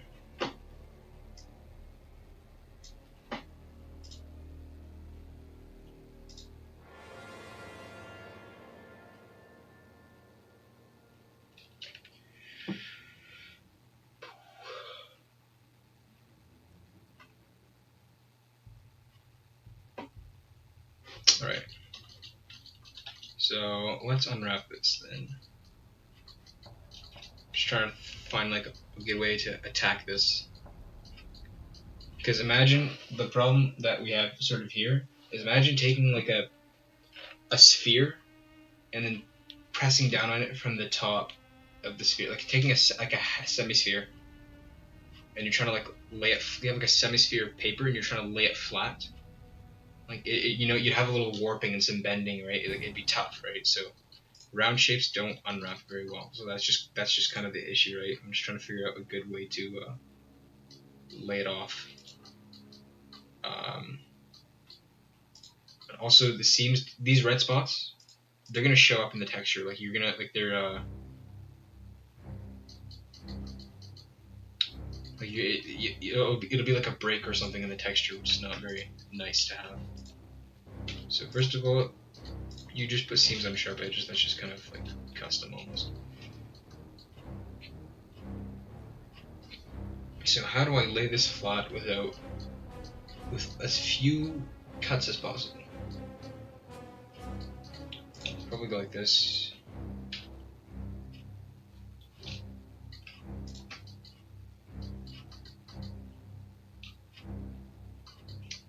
Thank you, NTRDNB. Enjoy yourself and enjoy the late night stream.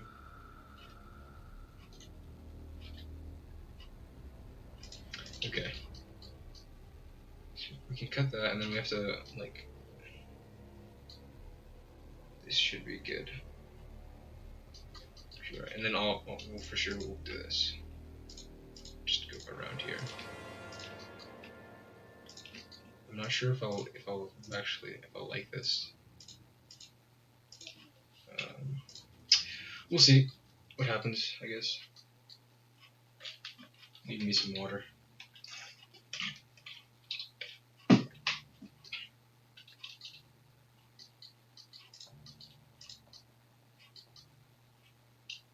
And then we'll also segment those parts up a bit in a second. So probably get maybe here,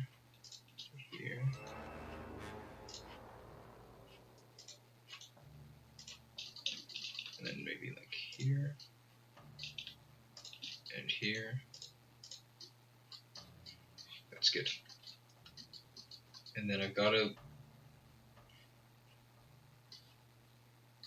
oh man, I don't know if I'll like this, but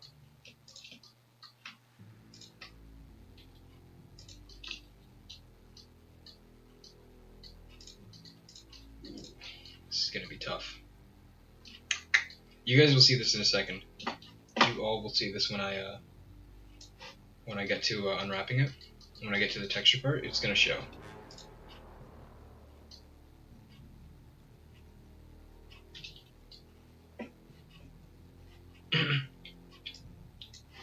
Django Fett, what assets have you all created for ROM, by the way? That's a big, yeah. Team members are probably busy with other things now. I guess they probably don't have time to. I've been going on for how many, like what? It's been 2 hours?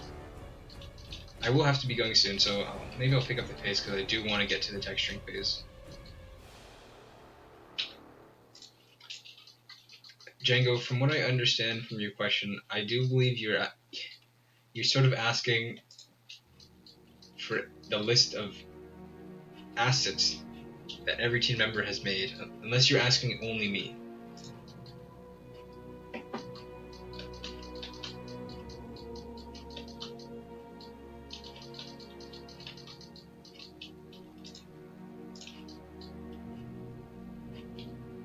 Alright, so we got a lot of questions at once here. So, Django Fett, I will wait for clarification on your question.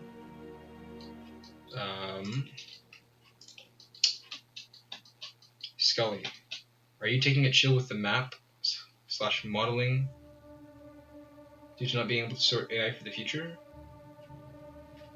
I'm not in any sort of the mapping department. Yeah, okay. So, okay, I'll start with Django. Me, what I've done personally is I have done most of Mordor. So I did the Rabble, but Rabble has been changed. We've changed it to someone else's models. I done some stuff of tier 2, like some weapons, a few armor pieces here and there.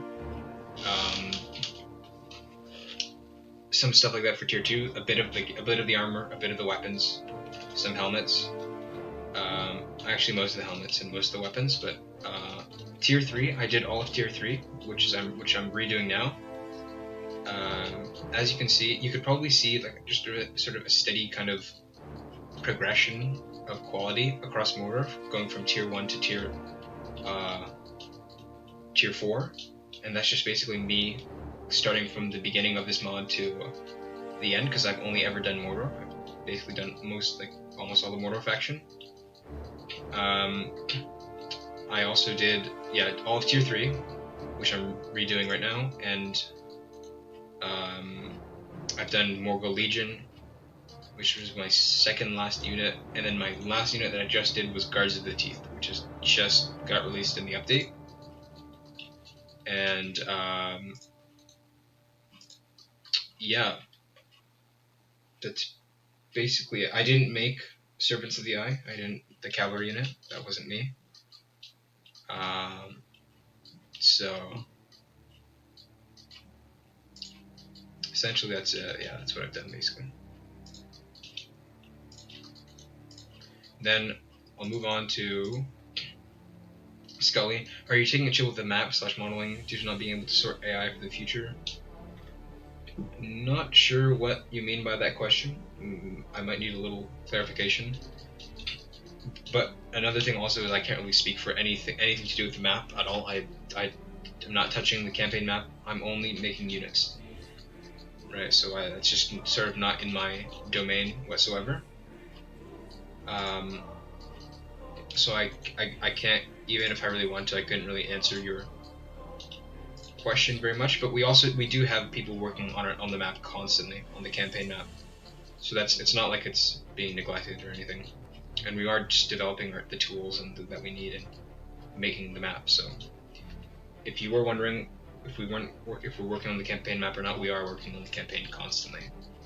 We have a fair amount of team members now, actually. It's pretty nice. And then EchoVolt21, when is Rohan coming to the mod? I cannot give you a date at all. Also, I'm not making Rohan, so I don't know. If Hion T is still here, he could probably maybe give you a hint or something, but we don't have dates.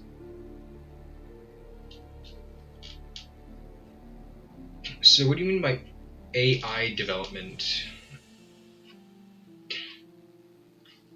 Yeah, so I think what you're talking about is you're talking about the path making, where we're basically the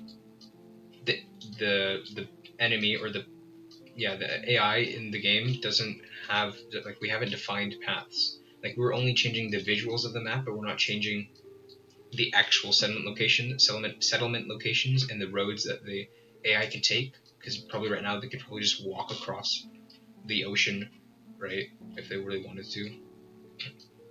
So because there might be a road like that in actual European map, but we are working on those tools, so like there is development in that department.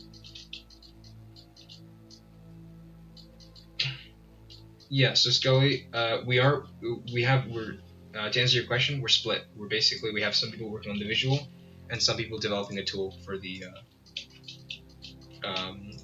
AI part. So don't worry, everything's being worked on at the same time. But the thing is, you really only have like one person working on the tool, just making the tool, right?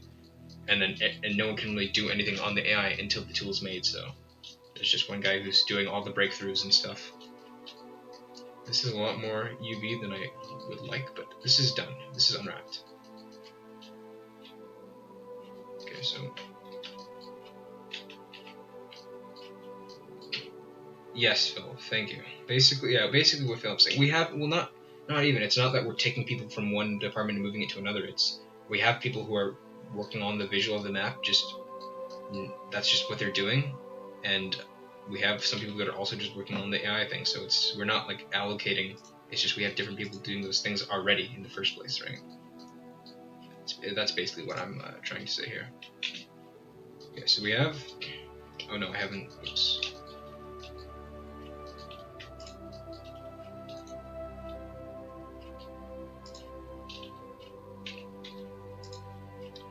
Unfortunately, it's a little nasty to deal with rings. It's just so much wasted space, in my opinion, but okay. So you don't like to have that much kind of spacing. It's not very optimized. Okay, but this is done. Now we'll work on the high poly. So we'll save this. So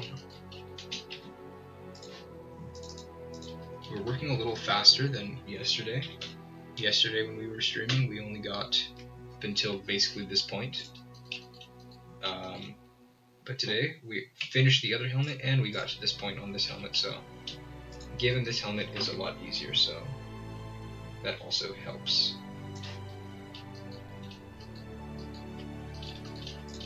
let's I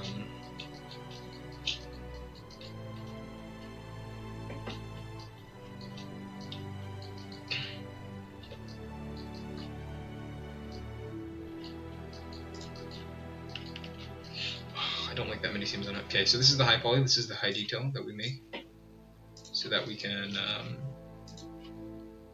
put it on our low detail as well. So let's go, and then subdivision just gives us a lot more smoothness, a lot more faces. Then bevel will just give us highlight our sharp edges. So what's the angle? So this one has 29.2 degrees. So the angle will be 29.2. Okay. Segments, we have 2 segments. I'll have to fix that later. And this.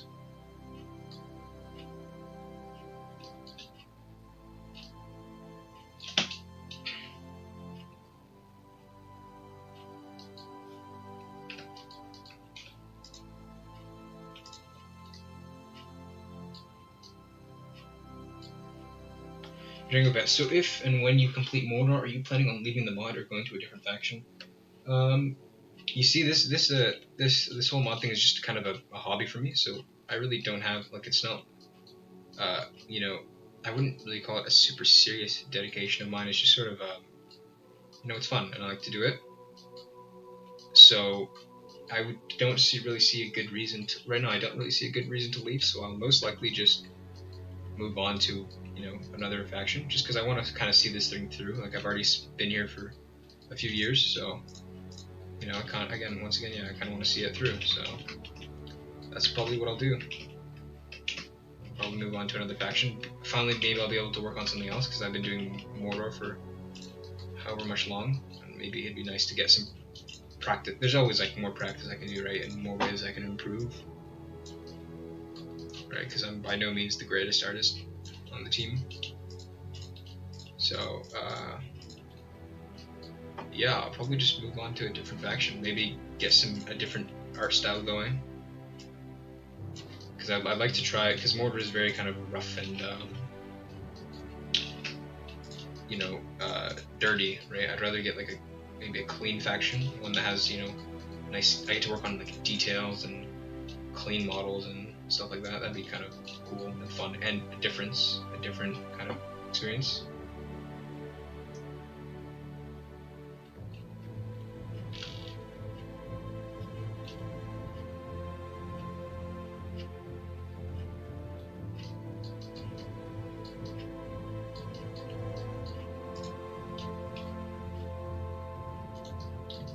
Ooh, I don't like how that's so sharp. I'll have to fix that.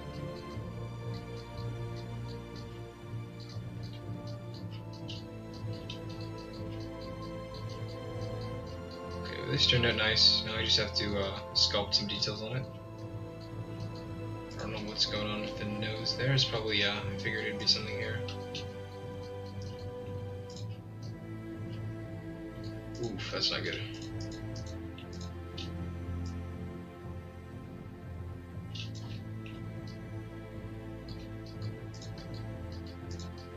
Yeah, that's what I figured.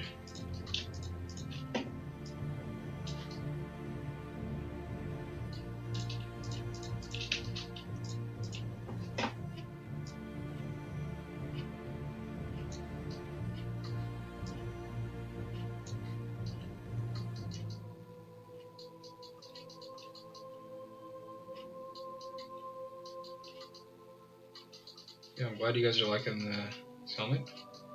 I'm a big fan as well. It's a simple one, but it's nice. I'll have to iron out a few things.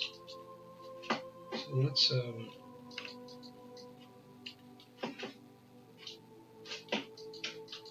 yeah, I'm just gonna clean this up, and then, well, I probably should have saved before I did this. So let's save. Apply these, so if I ever want to go back, I can just load up the file again, and then I'll have to like clean up like this thing here, this thing here at the bottom there, just any of those. This thing, I'll have to clean that up. Just those things like that. So let's do that right now.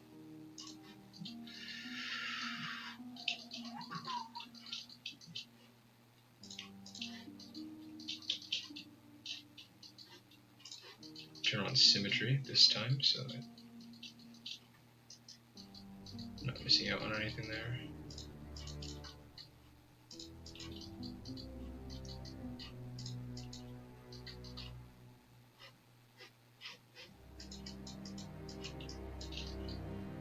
Back.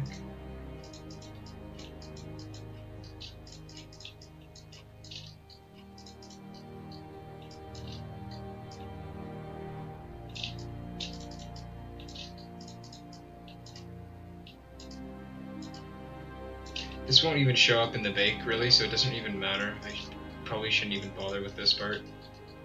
Because it's like paper thin, and on the bake it doesn't even really exist.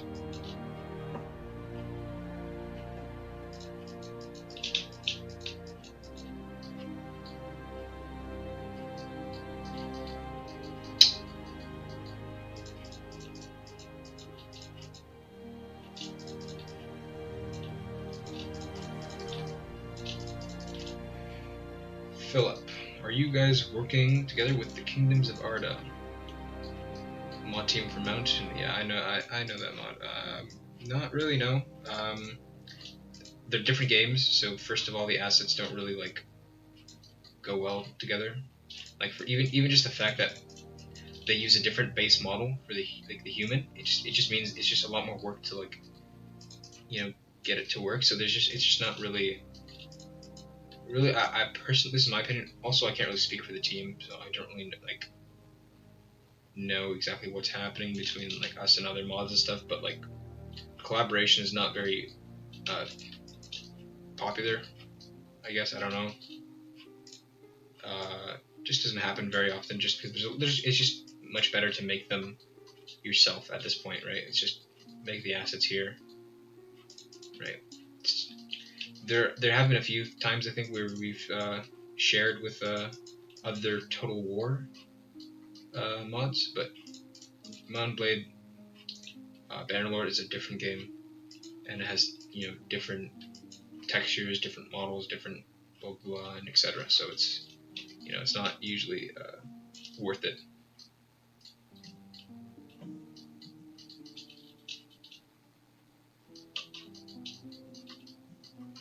Okay.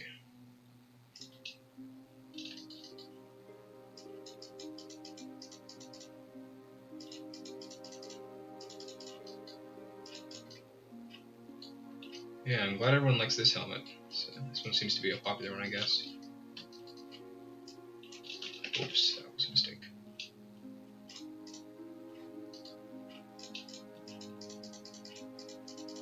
Just sort of just trying to round out these areas because it's like it's awfully sharp because I need it more accurate. Yeah, once again, I don't know, it's just not, it just doesn't really happen much. There's not much speaking that goes on, I guess, between mods. I think the biggest, probably, like the biggest thing for collaboration is probably like the campaign mod tools. And once again, it's probably only between Attila modders, really. Like, so we don't really like, just different games, you know, different tomato.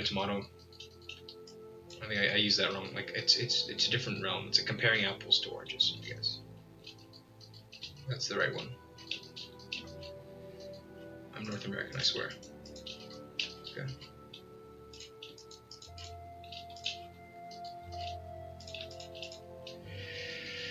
Just making sure it's rounded. This is called Blender 3D. Danny, it's completely free. Haven't paid a single dime. And I've been using it for 70+ years. Given I was not very productive that entire time, but I have been using it for a long time, and it's a great piece of software. And it's completely free. So if you want to pick it up and learn it, you can go ahead and try it. Nothing's going to stop you. Alright, so let's get this thing back here, and let's, so there's just rivets in, you know, probably the usual spots they'd be in. So let's do that. So we'll add rivet there. We'll make them pretty large so they're kind of like noticeable.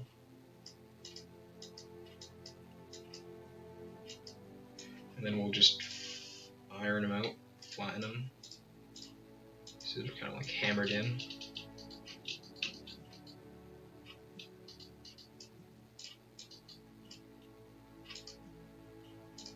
Like it's been, you know, hidden flat, and then we'll do a little crease around the outside just to make it look like it's kind of pounded into the metal.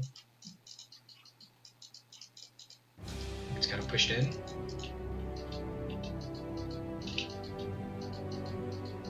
Yeah, for sure.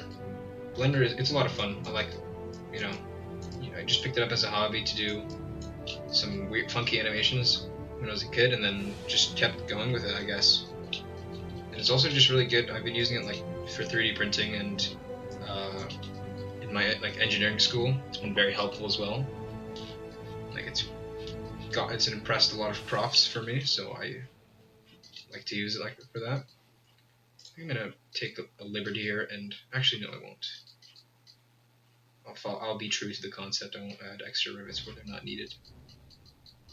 And then the last thing we're gonna do, this helmet's pretty basic. We're definitely gonna add some scratches because this is a pretty large blank piece of metal, so we don't want to like, you know, abuse the space. We kind of want to put some details on it, right? So first thing we're gonna do is we're gonna add the little hammered kind of edges effect. This is the same procedure as yesterday, so I don't know how many of you were here yesterday to see this, but kind of just the same thing where we flatten it around the edges. I'm going to do a few of these details mirrored, and then a few of them unmirrored. This is just to give us the effect that you're hitting the metal with the hammer, and then accidentally like catches or slips off the edge. So that's just kind of what I'm doing here by hand. Real quickly, real briefly.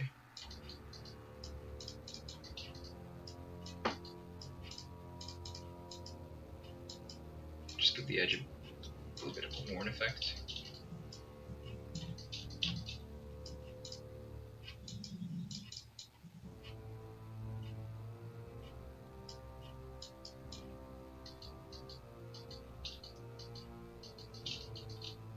Thank you, Doran. We're just glad. I think the entire team will agree with me here when we say we're just glad that the community enjoys it. You know, this is probably had some pretty humble beginnings, some pretty humble origins, really.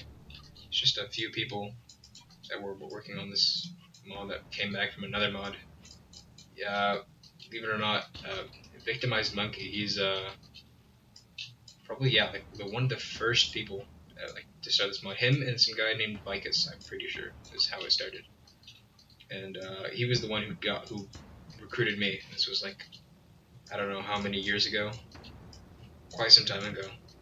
But that's, yeah, and that guy, the guy's still here.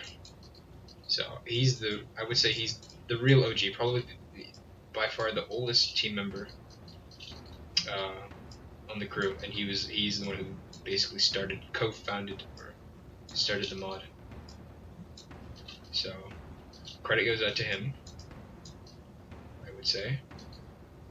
And yeah, once again, I could probably speak for the entire dev team when we say we're happy that you guys enjoy it. It's just a passion project of ours, started by a few people, and it's grown to we have over 10 people, I would say, on the dev team, which is pretty sizable. That's like bigger than some indie game companies. Ooh. I couldn't give you, there's a difference between actively and inactively, because usually, like, especially during school season, it's really quiet, and people are in and out all the time. Like for example, I go inactive for maybe like a whole season. A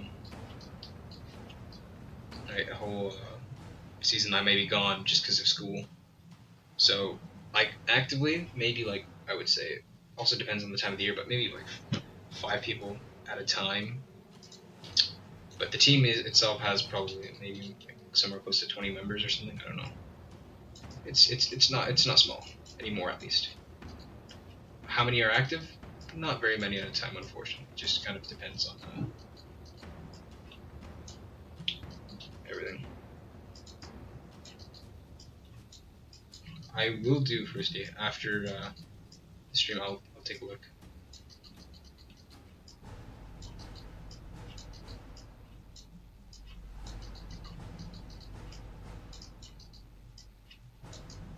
I am almost finished. I'll probably be wrapping up soon. I think I do have somewhere to be in like 45 minutes, so I should wrap up. I might be able to speed run this texturing because I just have to apply a quick material to it. We'll see what happens. How many people do we have? Okay. It's probably late for most of you guys, right? I'm assuming a large majority of the people here are European, maybe a few that are in North America.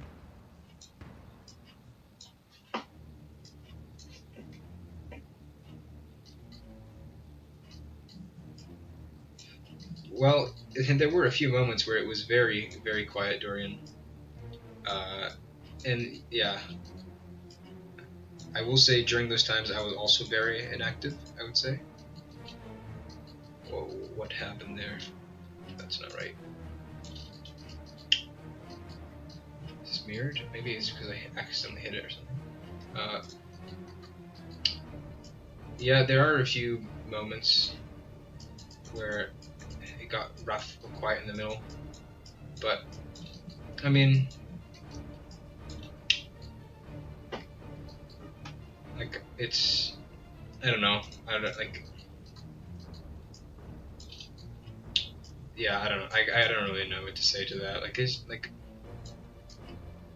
we always get through it, I guess, is what I'll say. Like someone will always come back, or there was a time where we just sort of had no person to kind of lead, I guess. So there was no kind of direction or organization. But as the team gets bigger, and now we're kind of working a lot more on infrastructure, and you're probably seeing that we're promoting a lot more on our YouTube with these streams, for example, and going to Reddit, and you've probably seen the progression of the Discord server go from this small kind of little thing, when now we have a lot of bots and automated systems and stuff like that. Just trying to grow it out a bit and become more professional and more seamless.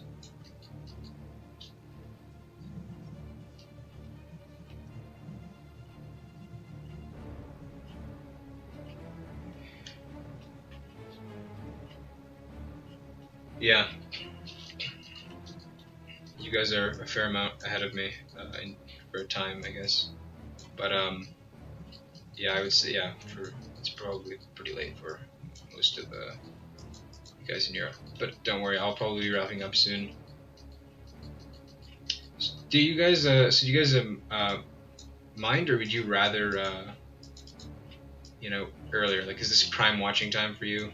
Like, you're just kind of on your bed late at night about to go to bed, or you're binging YouTube, or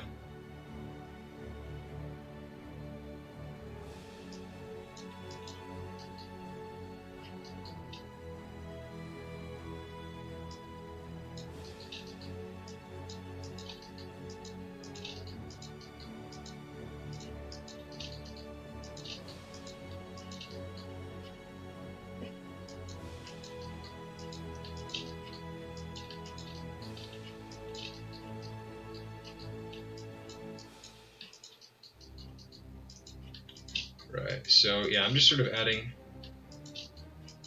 some little details in the middle. Probably add a few, like, trying to add like dense, really kind of flattened bits to the helmet to look like it's been hit.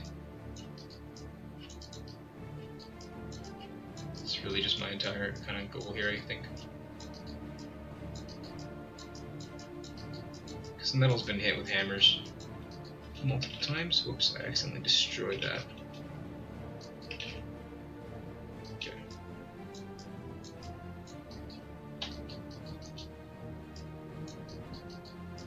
Yes, Thursday has been hard at work on the dwarves, and we all know if there's one thing I learned from you guys is that you guys love dwarves. So you guys are gonna have it'll be like Christmas Come Again early when his stuff comes out. Don't want to reveal too much though. Okay, so this is, I'm gonna add some scratches and then we're done. As in, like,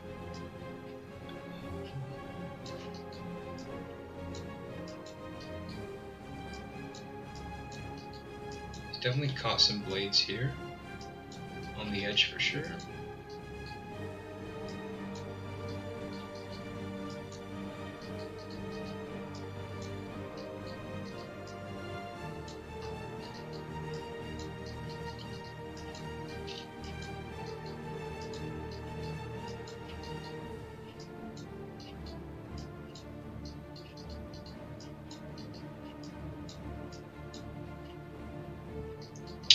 Right.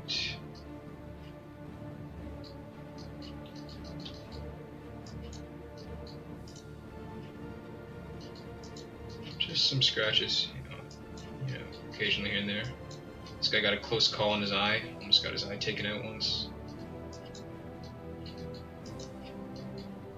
He's a bit more beaten up than the other ones, but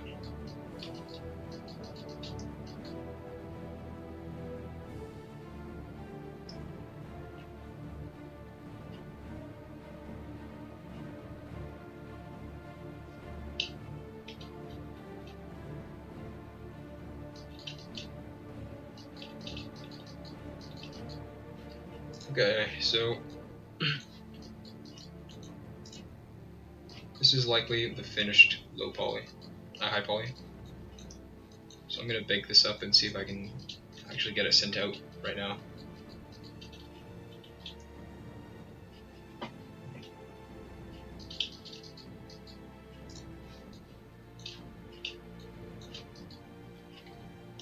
Whoops, should not have done that. Oops, okay. Let's get this low poly. There we go. So, simple process as the beginning of the stream. Anyone who's been here this entire stream, you're a champion, first of all. But we're doing the same thing we did at the beginning. I already have my material made here with the texture. Just gonna go like this. I'm gonna remove this out of the way. And then, if you remember, I'm gonna go here, grab my high detail and my low detail, bake.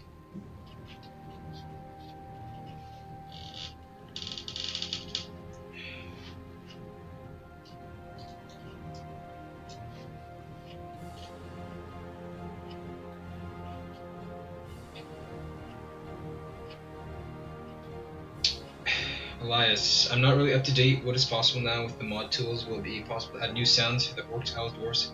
That's always been possible, but the only problem is there's an insane amount of sound files. I think it's somewhere like over 40,000. And if you want to get a sound in the game, you basically have to replace a sound in the game with the one you want. But to know which one you're replacing, you have to sort through and list out 40,000 plus sound files. So that's the whole concern and problem with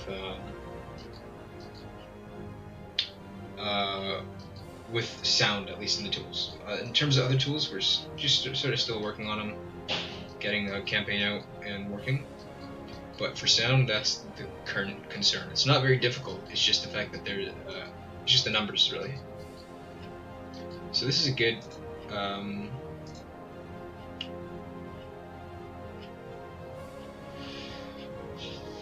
Yeah, we are working on, like, sounds are not neglected. They are being worked on. And Philip, is it worth getting a new beer? Is the stream ending in under half an hour? I would say it's probably gonna end in less than half an hour. So it's really up to you if you can fetch that beer quick enough. But I will probably not take that long, because I better get going soon. So I'm just on my final steps. I'm just gonna we're doing the same thing as when the stream started, really, which is getting this thing textured, and then I'll have made basically 2 helmets done in one day essentially. So that's really awesome. All right.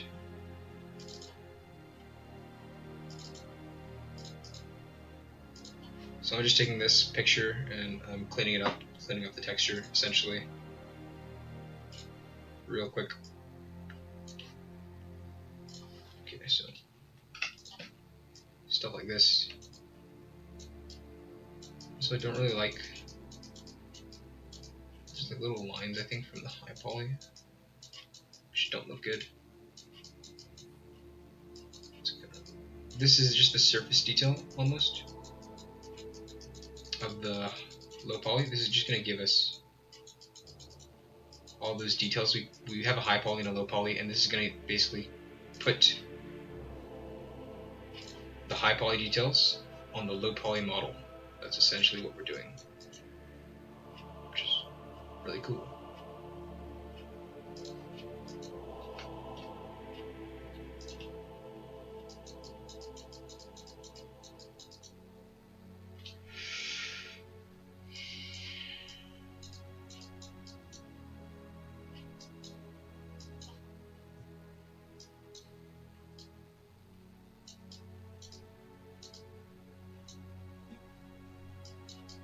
But we are almost done. After this, we put it in. I put the material that I made in the first part of this stream, and then it should be like basically done.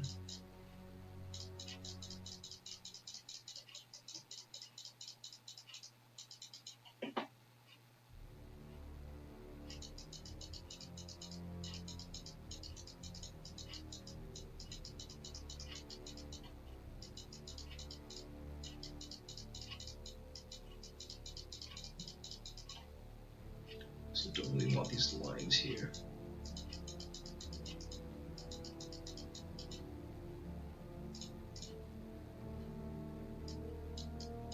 I'm also just looking for weird colors to get rid of. If I see a weird color, it needs to go. Any of the stuff around the edge here is not too big of a concern. This is not nice, I don't like that.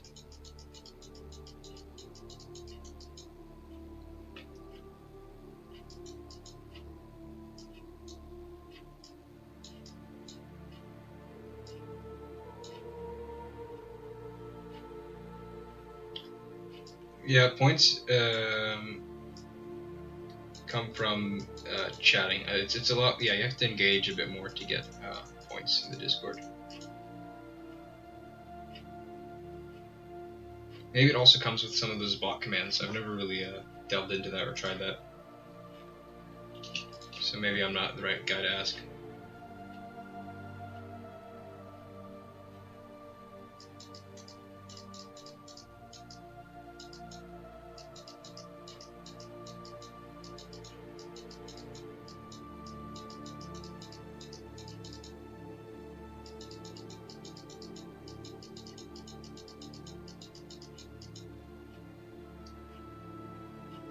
Is the music composer from a few years ago still in the team? I would say most likely not. Well, I mean, we haven't really had much developments in music, I would say. Or at least that I am aware of. So.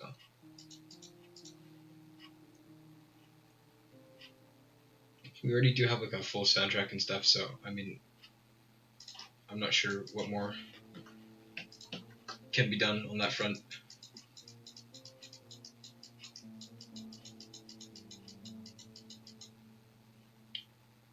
Yeah, it's always been modeling that's been the biggest concern.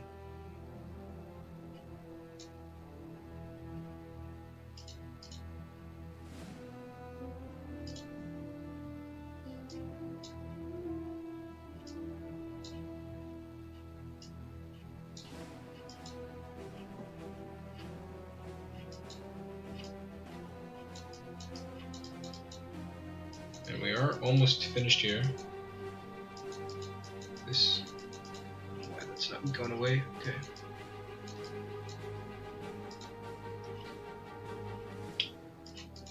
And Frusty is also leaking some insider information to only you guys about the dwarves and their progress, so make sure to say thank you and make sure you get hyped.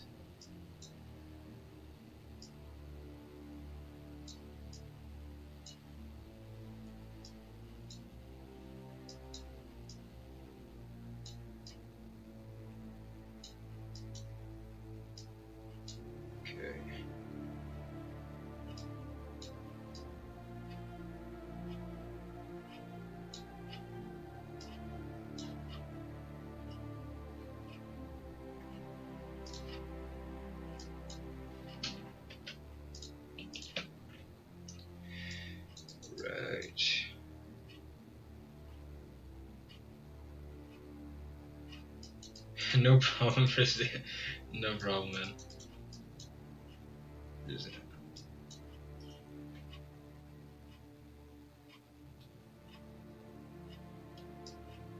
I would be just as excited. I'm just as excited as you are, honestly, for dwarves. I will take a peek at all the insider information in a second.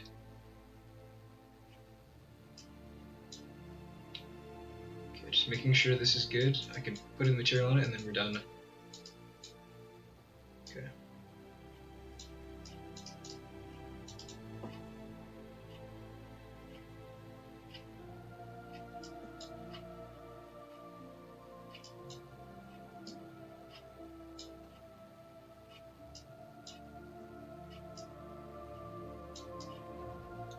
Don't like all these grids here.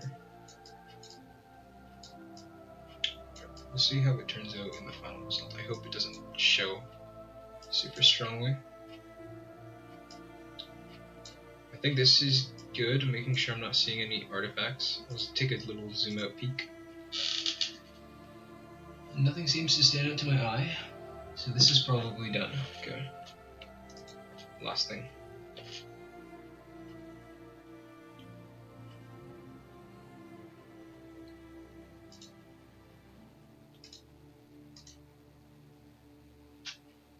Your friend is trying to make this mod more cinematic. He's trying to do a little sub mod that increase amount of rare animation and stuff. That's cool. That's pretty neat. Yeah. I think that that's a pretty cool idea. I do notice sometimes the the fights can look a little almost just kind of stale or a little weird with the animations. I don't know. It's not the newest Total War game, but it's still cool.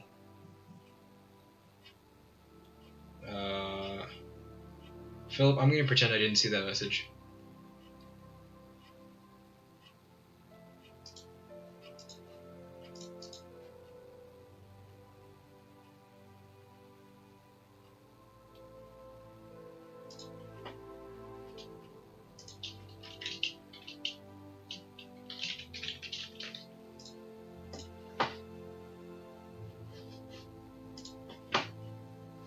Okay, we're on the last step.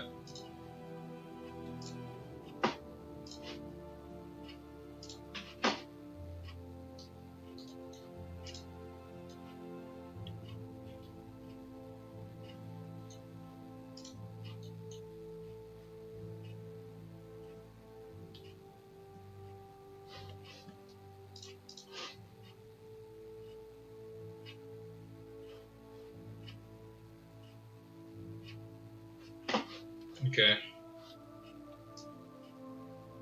So let's new. Oh, I forgot to export. Whoops. So I need.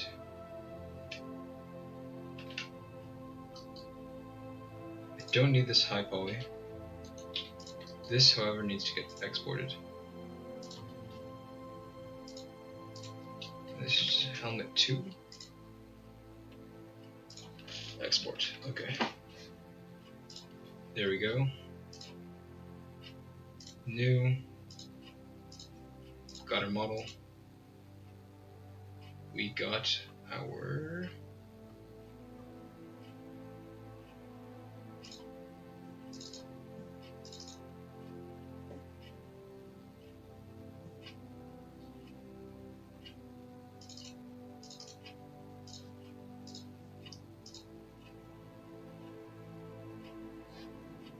Alright, and then big mesh maps.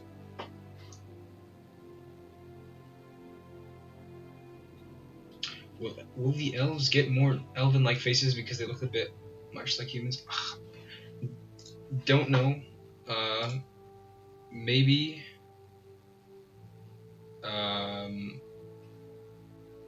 Like, I'm not working on the elves, but very unlikely that it's going to happen in the foreseeable future. Faces and stuff will probably be done like last, because it's just more about the units and stuff. Like faces for Mordor, however, I'll be working on those after I finish this unit. But elf faces most likely will not be changed for some time. Maybe as a final touch later. Okay, where is my material?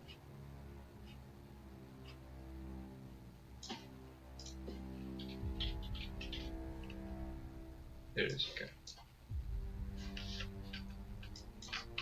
So just once again, to show you the difference, so this is what it looks like. Okay, first of all, this is the seam I was talking about. You can see this. This is kind of ugly, right? You can see those the lines that unfortunately separate the model, which sucks. But it's just hard to kind of flatten this model.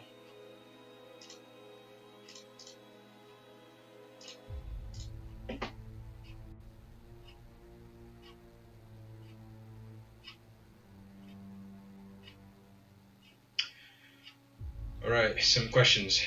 Do you know when you're streaming next? I don't know. Tomorrow I won't be streaming tomorrow. Tomorrow is Mayron's day. He will be doing concept art.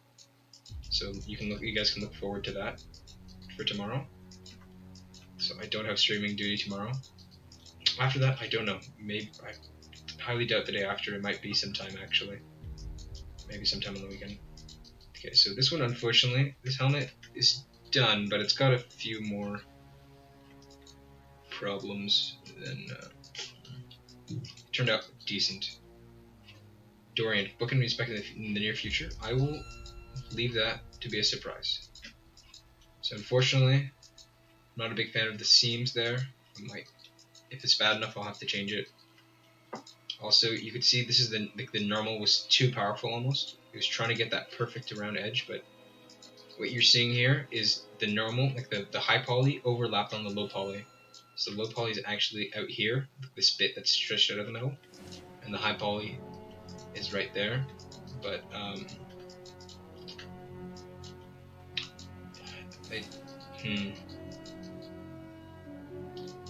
yes, those lines you're seeing, Philip, are the red lines in the model earlier, which is how I'm laying out the texture. You could see, if you look on my right, like the right side of the viewer, you see that all the 2D pieces laid out flat and the texture of them. So that's essentially what you're seeing there. The cuts between them. You're seeing yeah, just because of the way that it's kind of baked.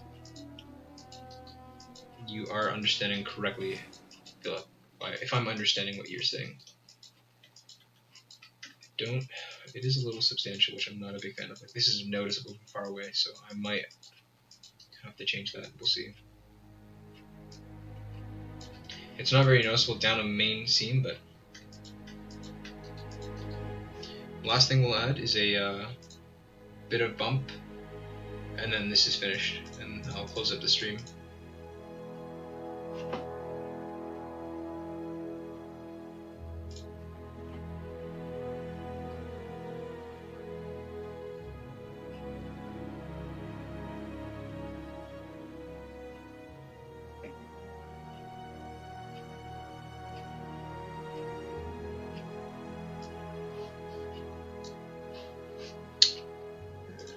And let's make this less intense.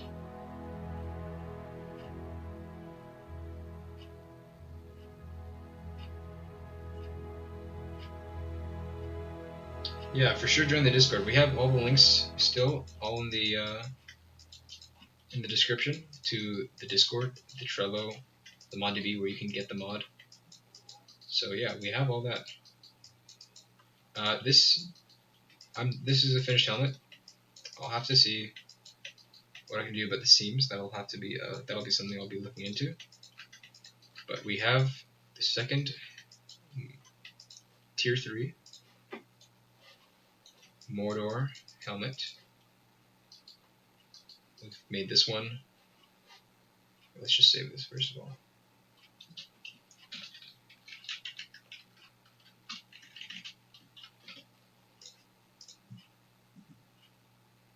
Saved. And then I can also show the one we just finished earlier, which looks like this. So yeah, progress.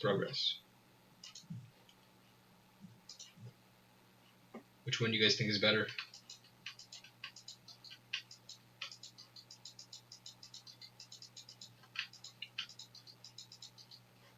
I'm gonna export this one. Which one am I planning to do next? Probably this one here on the far right. It's I'm probably gonna go to look at something from the movie concept. Probably something like this guy. That seems to be the next comment. I might even make 4 helmets really. So I'll make this one, and then one last one, which is gonna be a simple cap, like just something similar that goes over the top of his head. Like it's not no cover really for the eyes. I will not be making. I don't think I'll make this one. It seems almost like too similar to this one. So I'd also like kind of have